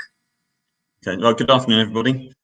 Thanks for tuning into this careers on YouTube for Red Kite. So Bucks Fire and Rescue Service is who I work for. I work at High Wycombe Fire Station. It is part of Bucks Fire and Rescue Service, which includes Milton Keynes. So a little overview, we've got 19 fire stations in Bucks Fire, of which we have 9 whole-time and day crewed, and 10 which are on call. So I'll talk about the different type of shift systems that we have and the opportunities within that for people within the community. So we have firstly the 9 whole-time fire stations. They would be looking for recruitment mainly through the apprenticeship scheme. This is we've been using the apprenticeship scheme for the last 3 or 4 years in Bucks Fire. The entry requirements, you have to be 18 or over, and there is no upper age limit on it. You need to have a driving license. You must be able to swim as well, and then you also have to have, with regards to qualifications, is level 4 to 9 English and maths, or an equivalent level 2 functional skill. And it's basically the PQAs, the personal quality attributes you have to have are in line with the national standards. So we have the applications for our full-time recruitment through that, which is basically based on or around a 42-hour working week on a shift system. So we have various different shift systems that work within the service. The majority of it is covered by what we call the 2-2-4, so 2 days, 2 nights, 4 off system, which works well for most people. We also have a day crewed system where it's where you work only day shifts, where you'd be on a fire station, and then at night time you'd be on call from your home, which would be within 5 minutes of a fire station. We also have other staff which work full time within Bucks Fire and Rescue Service, which are we call flexi firefighters. That's where you wouldn't work at one specific fire station each shift. You'd get the opportunity to work at different fire stations throughout the county. on a daily basis as and when we need the staff at different fire stations. So there are different ways of working within Bucks Fire. And also within those three, what we call full-time, whole-time positions, the whole time meaning that your main role, your main job is a firefighter. So you're fulfilling the average in 42-hour week. We have alongside it is the on-call fire service, the recruitment. Other people might know it as more commonly known as the retained fire service, but we refer to it as on-call. That is where it's not your main job. So you can carry out your career, whatever it might be, or from home doing something else, and then be on call to the fire station. So you used to have to live really close to a fire station within like 5 minutes or 6 minutes of the fire station to carry out the role of an on-call firefighter. But we've actually extended that in Bucks Fire and Rescue to be more inclusive of all people within a wider community. So now you can live within 8 minutes, 20 minutes, or an hour even, which works on different systems to how you would be used within an operational role. So for an on-call recruitment, we're doing that 24/7. We're always open to on-call recruitment, whereas the apprenticeship, there are set times when we're actually recruiting for apprentices. So if you do live within Bucks Fire and Rescue, you can, people quite often will come to a whole-time position through an on-call position. So you can go to our website, so www.bucksfire.gov.uk, and all the information is on there. Lots of questions which people are commonly asked, but then there is a link on there to look at, outlines the basic role of a firefighter, and particularly an on-call firefighter. So again, you have to be within a set distance, but it will be relying on your phone to be tuned into an app. We used to have a pager, but we've moved on as technology has moved on. And you can become a firefighter on the sideline on your time off in the evenings, at the weekends, or even run alongside your current job. We do have people that are employed locally, and their employers let them be on call to the fire service when they're required. So that is that's the main routes into being what I would describe as an operational firefighter. However, Bucks Fire and Rescue Services, it's not all just about the fire engines. It's going to the support staff as well. So, and that apprenticeship scheme runs through the whole of Bucks Fire. We have support staff running throughout the county. The vast majority, I would suggest, is in Aylesbury, and our headquarters in Aylesbury, but is through Milton Keynes, High Wycombe, etc. There are roles such as community safety, where people will work to look after those more vulnerable within our community, to make sure they are adequately cared for, not just from a fire perspective, but looking to work with other agencies to ensure that everybody is well cared for within the community in which we work and which we serve.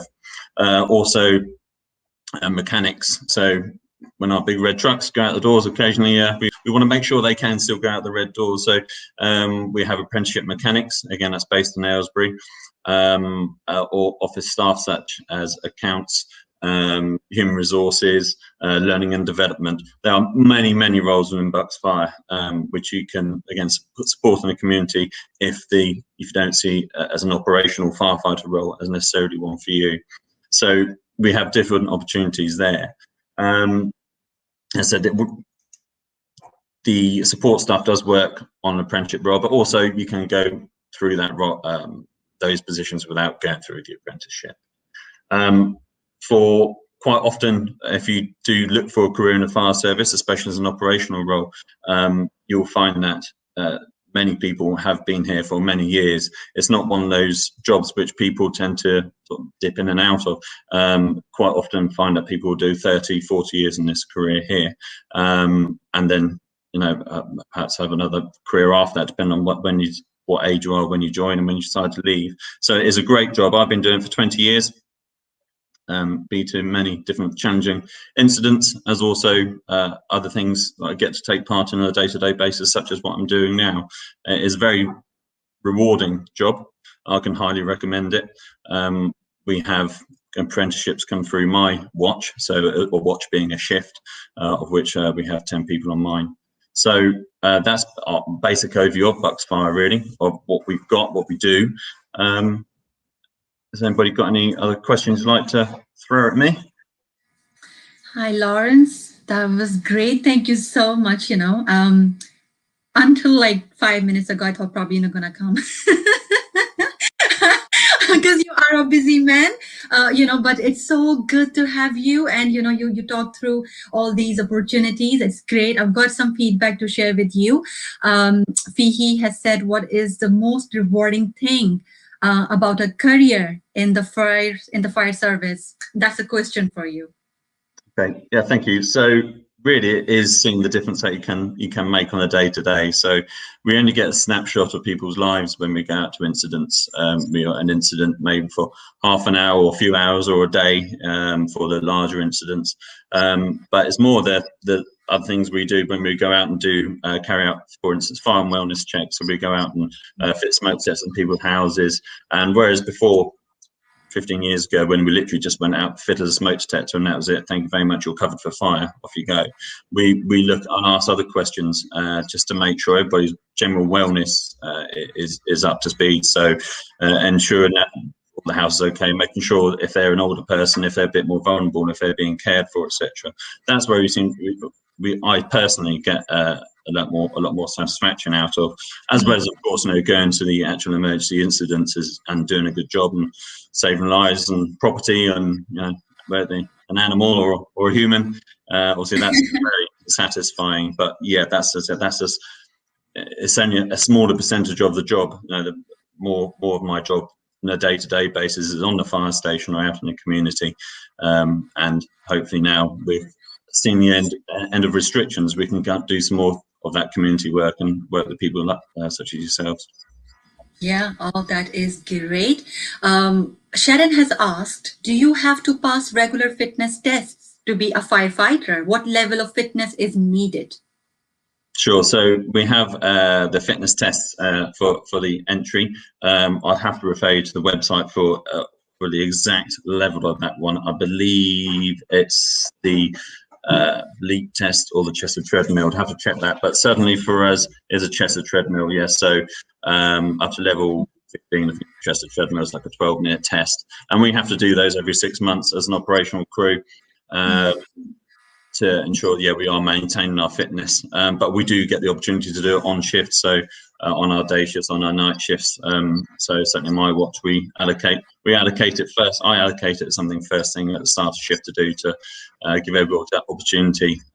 It brightens up the crew when they've had a good opportunity to go on the treadmill or a row machine or whatever circuits we choose to do. Yeah. Okay, that's great. And I have another question. Are there opportunities to work within the control room?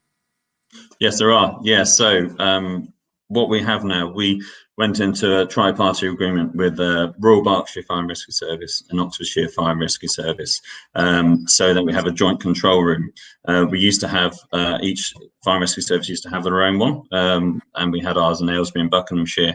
But as a way of moving forward to improve the service in which we deliver, we've gone into a tri-service agreement, and that is based in Reading. I mean, I know some of the people that work in there do traveling from some distance, again, because it's a very rewarding job to do.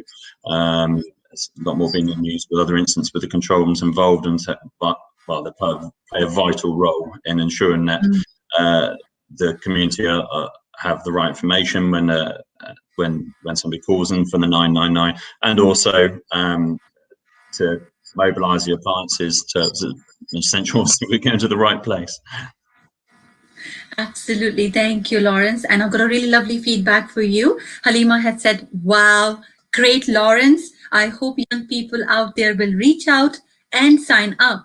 Such a rewarding career. So thank you so much, Lawrence, for being with us. And I got only one thing to say, and it's a big, big thank you. I salute you, all the people at Bucks Fire and Rescue Services.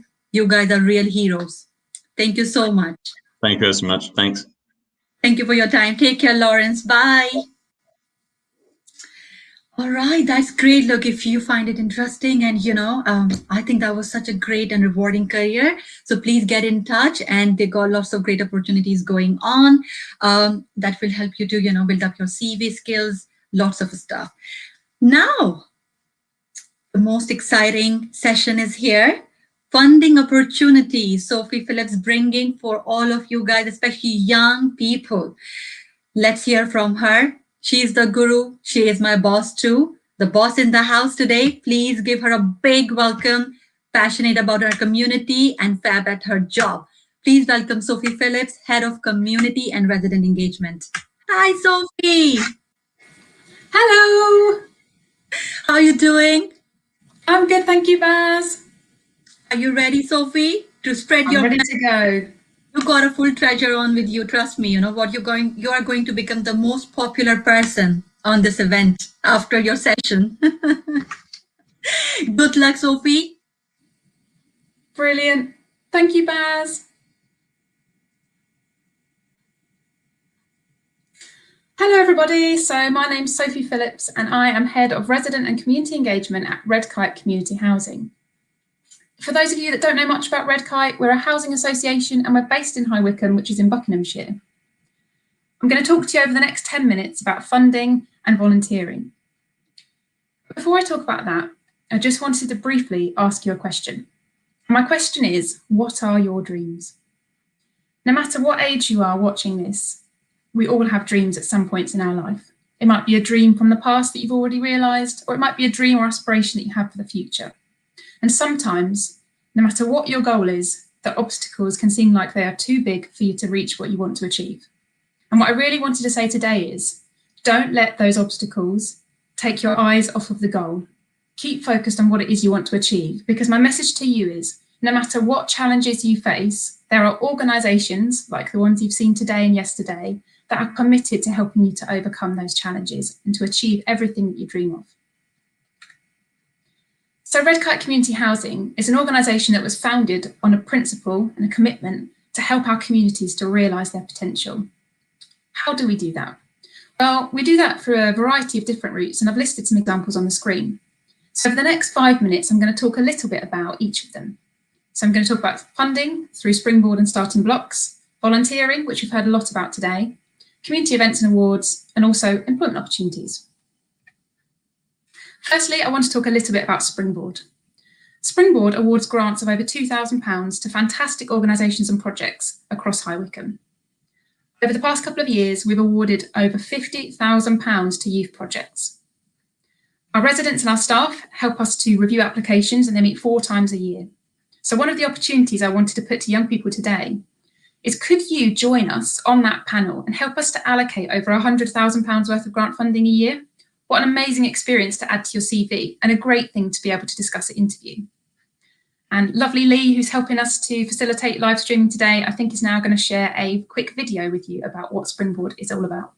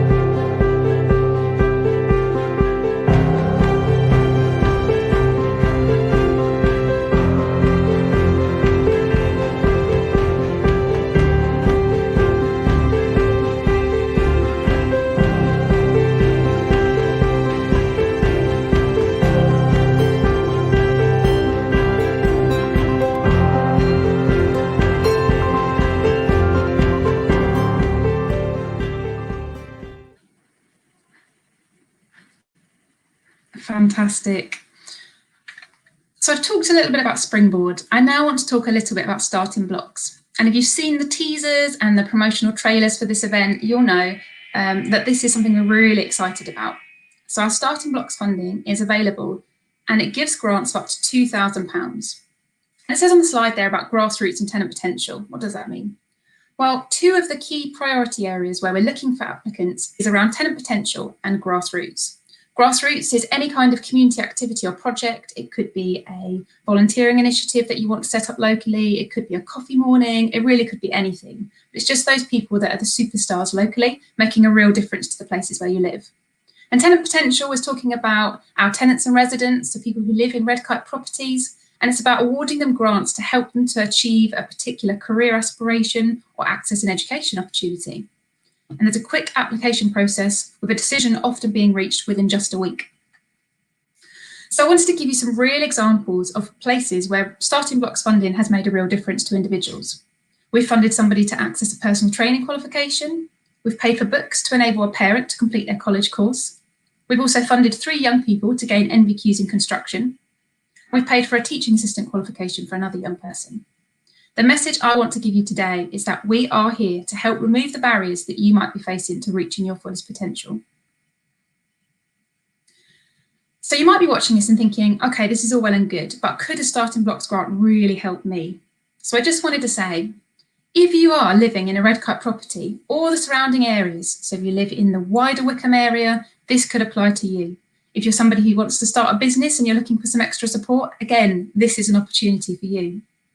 Maybe you're really passionate about launching a project. It could be to benefit the environment, it could be around mental health. We want to hear from you. You could benefit from a grant. Or perhaps you need a qualification, a piece of equipment, or even a uniform to be able to access your dream job. Get in touch with us, we may be able to help. So I mentioned at the beginning about volunteering. I would really encourage you to think about boosting your skills at Red Kite. We know that often the biggest barrier to accessing employment is not having the relevant experience. Employers will ask for experience, but until you get given a job, it's really hard to gain that experience to be able to evidence that you've got those skills, isn't it? Well, at Red Kite, we've got 11 different volunteering pathways. As I mentioned earlier, you can help us to award grant funding. You can help us to shape key decisions. You can help us to procure contracts. You can help us to even hire staff to work at Red Kite. You can join our interview panels. There's a whole host of opportunities, and I'd really encourage you to get in touch by emailing us at the email address that's shown on the screen, volunteering@redkitehousing.org.uk. And now we're going to play another quick video just to tell you a little bit more about what you could expect if you volunteered with us.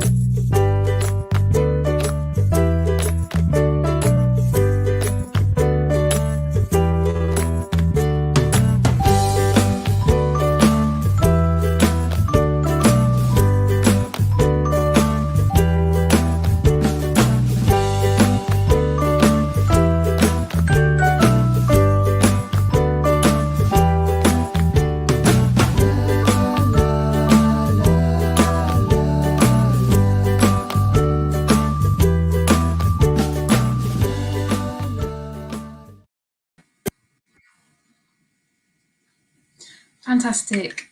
So I've told you a little bit about volunteering. I just wanted to tell you a little bit about what we do to celebrate our community. So you can see the list on the slide. We run an impressive programme of events across the year, and they do all sorts of different things to celebrate our community and help people to realise their potential. We've got our annual community morning, which is all about giving back, volunteering, hands-on in the community, and lots of the organisations that have joined us today have worked with us on those events in the past. We have annual neighbourhood awards where you can nominate local heroes in your community to be recognised for the amazing work that they do. We've just recently delivered our annual enterprise and business school, which had to be delivered virtually for the first time, and the incredible Baz did an amazing job of making it an incredible success. The feedback that we received from that event was incredible. We've also got networking breakfasts, which bring together lots of different local organisations and individuals, helping them to find ways to work together, to grow, and to make sure that they are here in the community doing their brilliant work for many years to come. So that's about it from me. There are 3 key takeaways I really want anybody who's watching this today to take away from what I've said. Firstly, if you are facing an obstacle, there will be someone that can help you in overcoming it. If you're a Red Kite resident, if you live in one of our communities, we will be able to support you in overcoming that obstacle. I'd really urge you to talk to us about grant funding. I think often there's a mindset, isn't there, that things seem too good to be true. If there's a grant available, it couldn't possibly be for someone like me. That's certainly how I felt at times in my life. But what I would really say to you is there are people out there who do want to help. And all of the organisations you've seen over the last 2 days are really proof of that, aren't they? Finally, we offer tailored volunteering opportunities to help you to gain the experience that you need. So again, get in touch, drop us an email or visit the website. You might be surprised how we can help you to get the experience that you need to help you to secure your dream job. And finally, don't forget to check out our website. We've got vacancies alive at the moment, and there are vacancies that are being listed all the time. So Red Kite are also an employer locally, and if you're looking to develop a new career in a different industry or sector, housing is a really great choice. That's it from me. So I'm going to open up to questions if anybody wants to ask anything. Thank you so much. That was brilliant, Sophie. Great stuff you shared with us. And I've got great feedback and lots of questions for you. Are you ready? I'm ready, Baz. Thank you. Lovely. Look, Sharon has asked, how long does the application process take? That's a really great question. So if you're looking to apply for a grant of up to £2,000 via starting blocks, a decision is usually made within a week of you applying. So it's super quick. That is great. Halima has said absolute practical opportunity. Thank you for sharing, Sophie. Really great. If a young person is not confident in completing the application form for a springboard, is there any help? Definitely. That's a brilliant question. Thank you so much for asking it. So myself and my colleague Nahida, we work really hard on Springboard and starting blocks, and we believe that nobody should be unable to apply because they find the application process daunting. You can find all of our contact information on the website. You can give us a call, you can drop us an email. We've got a dedicated email address for Springboard, so it's springboard@redkiteCommunityHousing.org.uk. Send us an email across, we'll be happy to help. That is great. And I think it's going to be so useful for people because, sometimes, and I know this, Sophie, because we work together.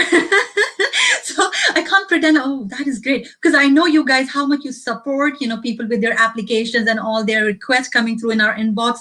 So you guys doing great work. Carla has said, it's great to hear what current volunteers are saying. So encouraging.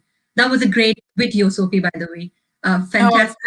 Oh, we couldn't do it without our amazing volunteers. And the thing I would say is people who haven't tried volunteering before, honestly, volunteering really can change your life. And I think anybody who has volunteered that's listening to this will know, because once you felt the experience firsthand, it just opens so many doors for you. And I think if you want to join a friendly and welcoming team that's local, based in High Wycombe, definitely think about volunteering with Red Kite.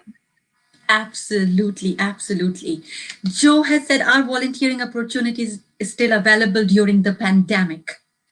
Oh, what a brilliant question. So like many organisations, the pandemic did throw a bit of a spanner in the works at first, and we had to find completely new ways of undertaking our traditional volunteering activities. But absolutely, yes. We've got more volunteering opportunities than ever. We've adapted really well during the pandemic. We've found digital ways of engaging, and actually a lot of our residents are saying being able to engage digitally is actually more accessible to them than having to come into the office. So although it's been a really challenging year, we've been able to adapt and come out stronger than ever.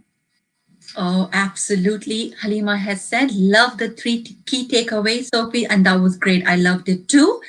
And these were the comments for you, Sophie. Thank you so much. Now, I would like to have a quick chat with you. What's your plans? Because we are in the pandemic, nothing is open, can't go on holidays. What are you going to say about it? Well, I think, you know what? I think, and Baz, you know this because I've said this to you lots of times, but the thing I would like to really say is when the pandemic first kicked in, I mean, I've worked in the community for the last sort of 10 years. And when the pandemic first kicked in, I thought, oh my goodness, I'm a people person. I love meeting people, talking to people, hearing their stories. I love engaging with volunteers and working with staff. How on earth am I going to cope working from home? How on earth am I going to do all the things I love about my job from home? And I think, like so many other people listening to this, I've realised over the last year that actually there's so many benefits that come from this way of working. We're able to reach out to people who maybe it's disability, maybe it's work commitments, maybe it's care commitments. We're able in some ways to engage with more people than ever before. And that's not to say there aren't challenges, you know, technology working, using the Wi-Fi working and making sure there's not any background noise. You know, there's so many different things to overcome. But I think what we've shown and what we've seen across Buckinghamshire and across the world over the last year is what we're capable of, how much resilience we have and what we can achieve when we, you know, when we embrace innovation and really strive to do the best that we can. Absolutely, Sophie. Sophie, you have worked in the housing sector for quite long. You know, you've got an impressive profile. What is that one thing that you would tell a young person looking to make their career in the housing sector?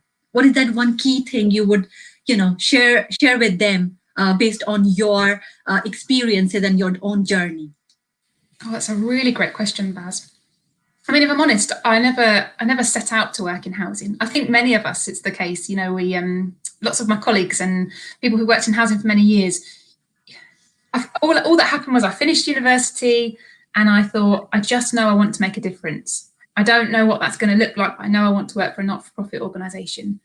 And I started out in housing as a trainee, and now I'm 9 years later, I'm a head of service. And so what I would say is, firstly, don't rule out housing as an option. If you want to work in IT, there are jobs in IT. If you want to work in the community, there's jobs in community. If you want to work in development, if you want to work in finance, there's so many different career options for so many people. There's careers in communications, graphic design, all sorts. So what I would say is the one most important thing to bear in mind is that housing is a brilliant opportunity for people. There's often apprenticeship opportunities that are available in the housing sector. There are housing organisations based up and down the country. There's so much that can be gained from a career in housing, and whatever it is that you're looking for, whatever your skills are, there'll be a role that fits you.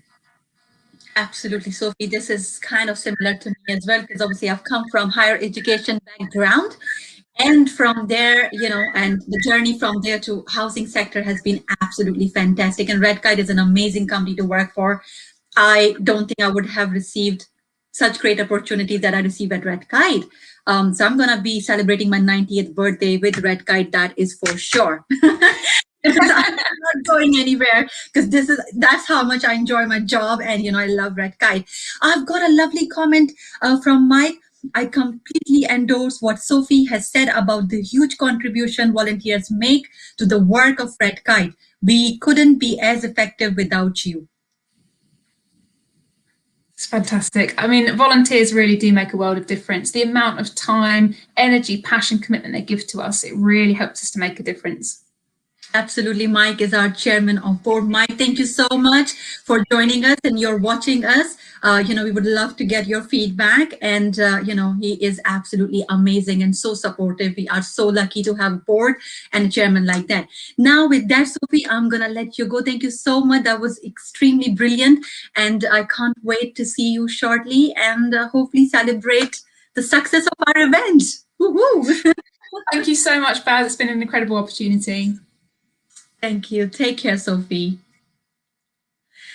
Great. So that was Sophie Phillips, our head of resident and community engagement, with lots of funding opportunities, volunteering opportunities. What else you want now? You know, Red Kite is giving you a grant of up to £2,000. Young people, come and apply, grab this opportunity and make the move in your career. Okay, now we are moving on to the final guest speaker, Helen Harkin. Unfortunately, she is not with us today due to an emergency. However, she has kindly sent us a video recording of her message, a story that she really wanted to share with you. And I am going to play that before that, I'm going to introduce her. So Helen Harkin, Lee is going to put a picture of Helen so that you all can see who is Helen. And if not, you can watch the video and then find out. Helen has had a really she has come from a very tough council estate background, and she fought extreme poverty. She fought the society to be where she is at the moment. Whatever she has achieved, she gives a big credit to her sport, roller derby, because it has given her a lot of confidence to achieve whatever she has achieved in her life. So we got a great story, and I think she is absolutely inspirational. So I am going to play that video for all of you, and then do give us, share the feedback. I would love to hear from you on Helen Horkin. Helen Horkin, all for you. My name is Helen. I'd like to apologise for not being able to speak live today. And also thanks to Baz for inviting me to speak. Events like this are really important to me, and I think when you hear a bit of my story, you're going to know why. I'm sorry, but it's going to be a bit of a condensed version of the talk I planned to give, but you can feel free to contact me by email, which you can get from the event information, and ask me any follow-up questions that you like. So I'll give you my formal introduction. My name is Helen Horkin. I'm a second-year PhD researcher at the National University of Ireland, Galway, and I do research into the DNA damage response of the immortal cnidarian hydractinia. I'm also a roller derby referee and an avid climber. Now, when I give that introduction, it sounds completely alien to me. When I picture myself, the picture in your head that you get of yourself when you think of yourself, I don't imagine myself walking down hallowed halls of universities and conversing with the elite. I imagine myself as the South Manchester council estate girl that I am. So I grew up in a single parent family after my mum fled my alcoholic and abusive dad. I grew up going to a primary school where the best that they could hope for us would be that we'd finish secondary school and get an English and Maths GCSE, which you can't blame them for. Like, my mum finished school at 14. She had to leave because she was expected to stay at home and take care of her younger brothers and sisters while her parents went to work. I was a complete product of my environment. I grew up with the biggest aspiration being just to get a job, any job, because that was the environment we were surrounded by. But when I was about 14, I decided that I'd really like to be a scientist. I'd always been an inquisitive kid, and I thought, I'm going to do it. I'm going to be a scientist. So I decided to work really hard towards my GCSEs, and I left school and got pretty decent GCSEs, if I do say so myself. And then I started doing biology, chemistry and maths for my A-levels. And then reality really hit me. I realised that if I was going to go to uni, I really needed to get a job. I had to save up money because nobody was going to hand it to me.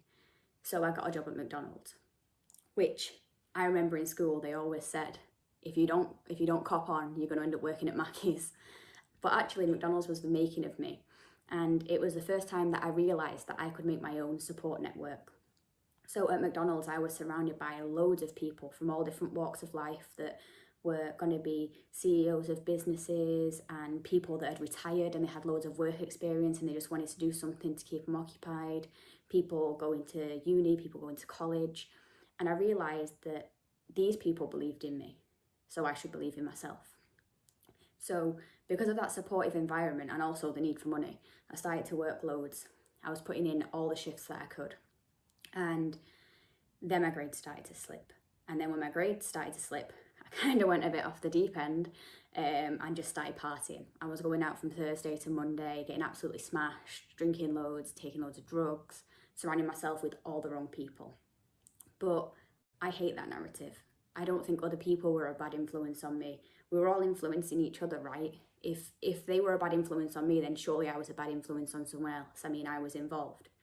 So yeah, tanked my A-levels, absolutely. Had to restart college, so that was a real wake-up call. When I restarted, I thought I need a better plan. So I decided that I would try to get promoted in work. I realised if I could get promoted to manager at McDonald's, then I could work half the time for the same amount of money.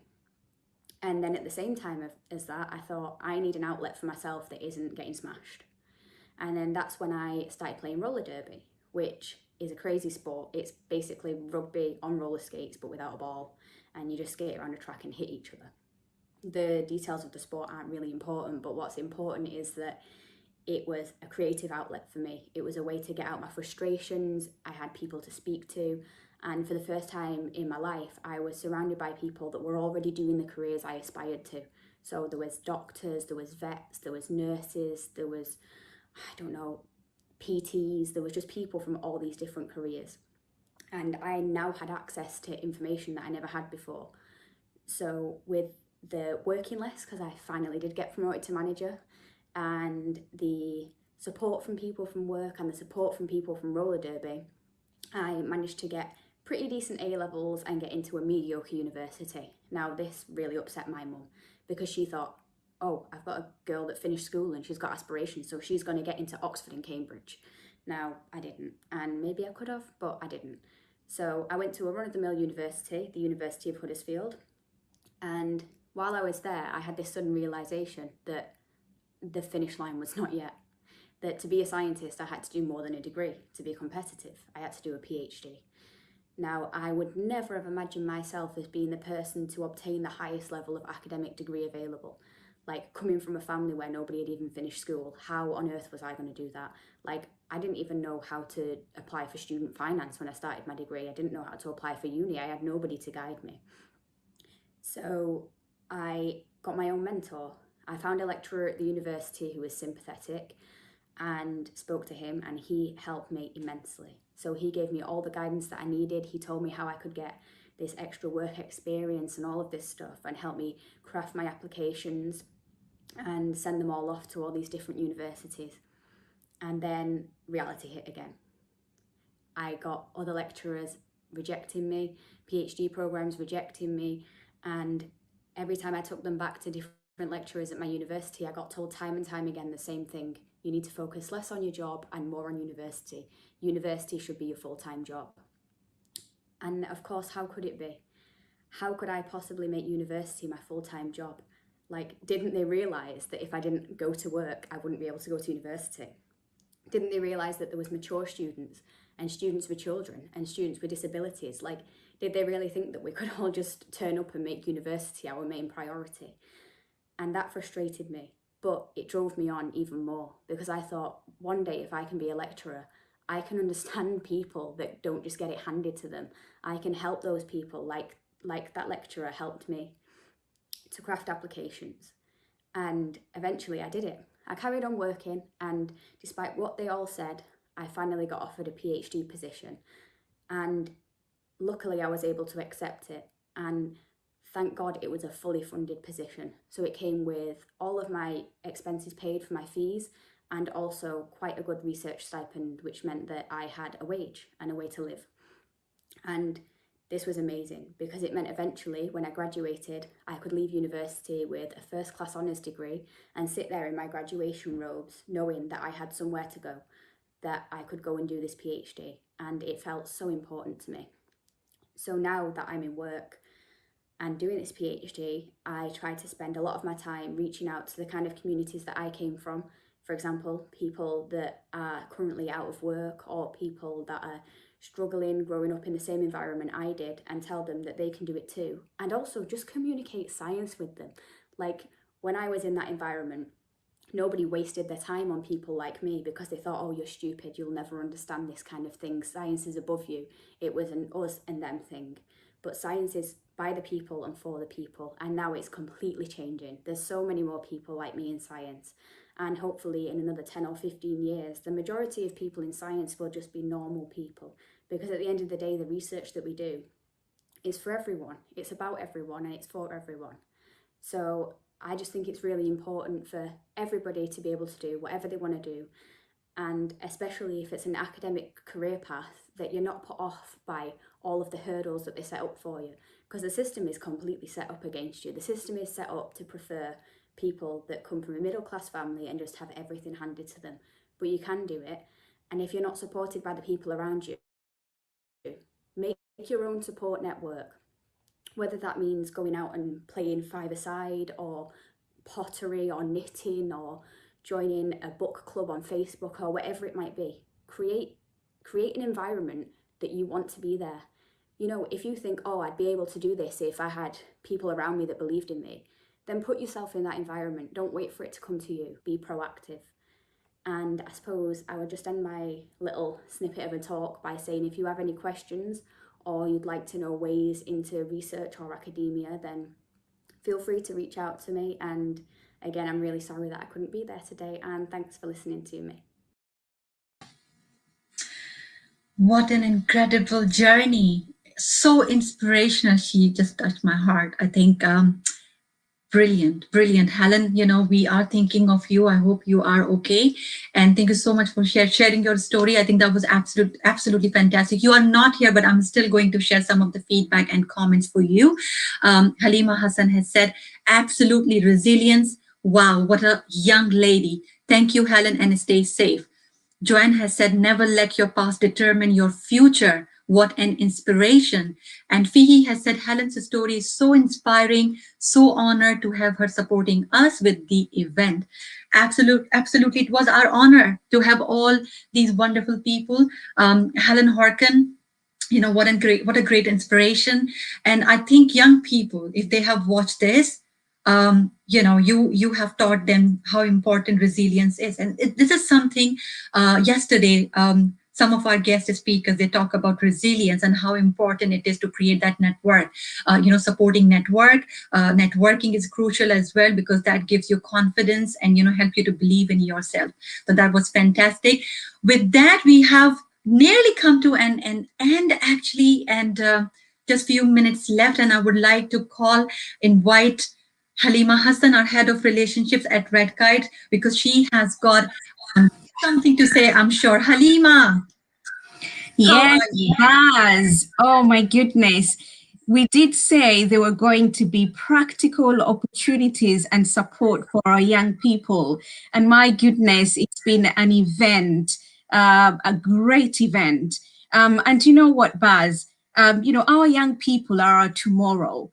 And we've said it all along, we wanted to play our part, and help young people. So I do hope that they've been listening and watching and taking note of all the inspiration messages and the opportunities that are out there right at their doorstep. It's been fantastic, and it's been a pleasure to be part of this event. I've got a couple of thank yous, Baz, if you don't mind. I wanted to just please go for it, special thank you to all the amazing guest speakers. They freed up their time. We appreciate they're all very busy people, but they've been able to free up their time and share their inspiring journeys into their careers. Thank you to all the fantastic organizations that are so passionate about creating thriving communities that joined up to make the event a success. Now over to you, young people who are watching and have been watching and listening. Don't be the lost generation. Take advantage of all the support that is out there and come out as a resilient generation. And thank you again. I just wanted to say a massive thank you to our fabulous host, Baz. You've been fantastic. You've been great. Thank you to my project lead partner, Sophie Phillips. Amazing work. Thank you to our communications team and obviously the residents and community engagement team who have been behind the scenes, putting their magic to make this event a success. Thank you to We Are Resource, the company behind this technology. It's been a pleasure to work with you. And to all the young people, wishing you all the best in your future endeavors. And remember, dream big and make it happen. Let's make it happen. Over to you. Absolutely. Thank you, Halima. What a beautiful messages, and thank you so much. This project wouldn't have existed because without you, to be honest with you, you are the brain behind this, you are the lady behind this. So I would like to say a massive thank you on behalf of all the young people who have been watching us. A big thank you, Halima, for coming up with this idea and for providing such great support. Thank you. It's been an utmost pleasure. Thank you. Thank you, Baz. Fabulous. With that, we have come to an end. Guys, thank you so much. What to say? Halima has said everything.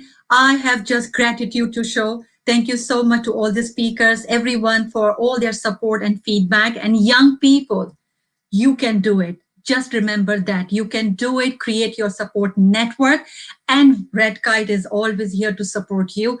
Come, get in touch with us, and we will help you to make your future better. Take care and have a good day. Bye, everyone.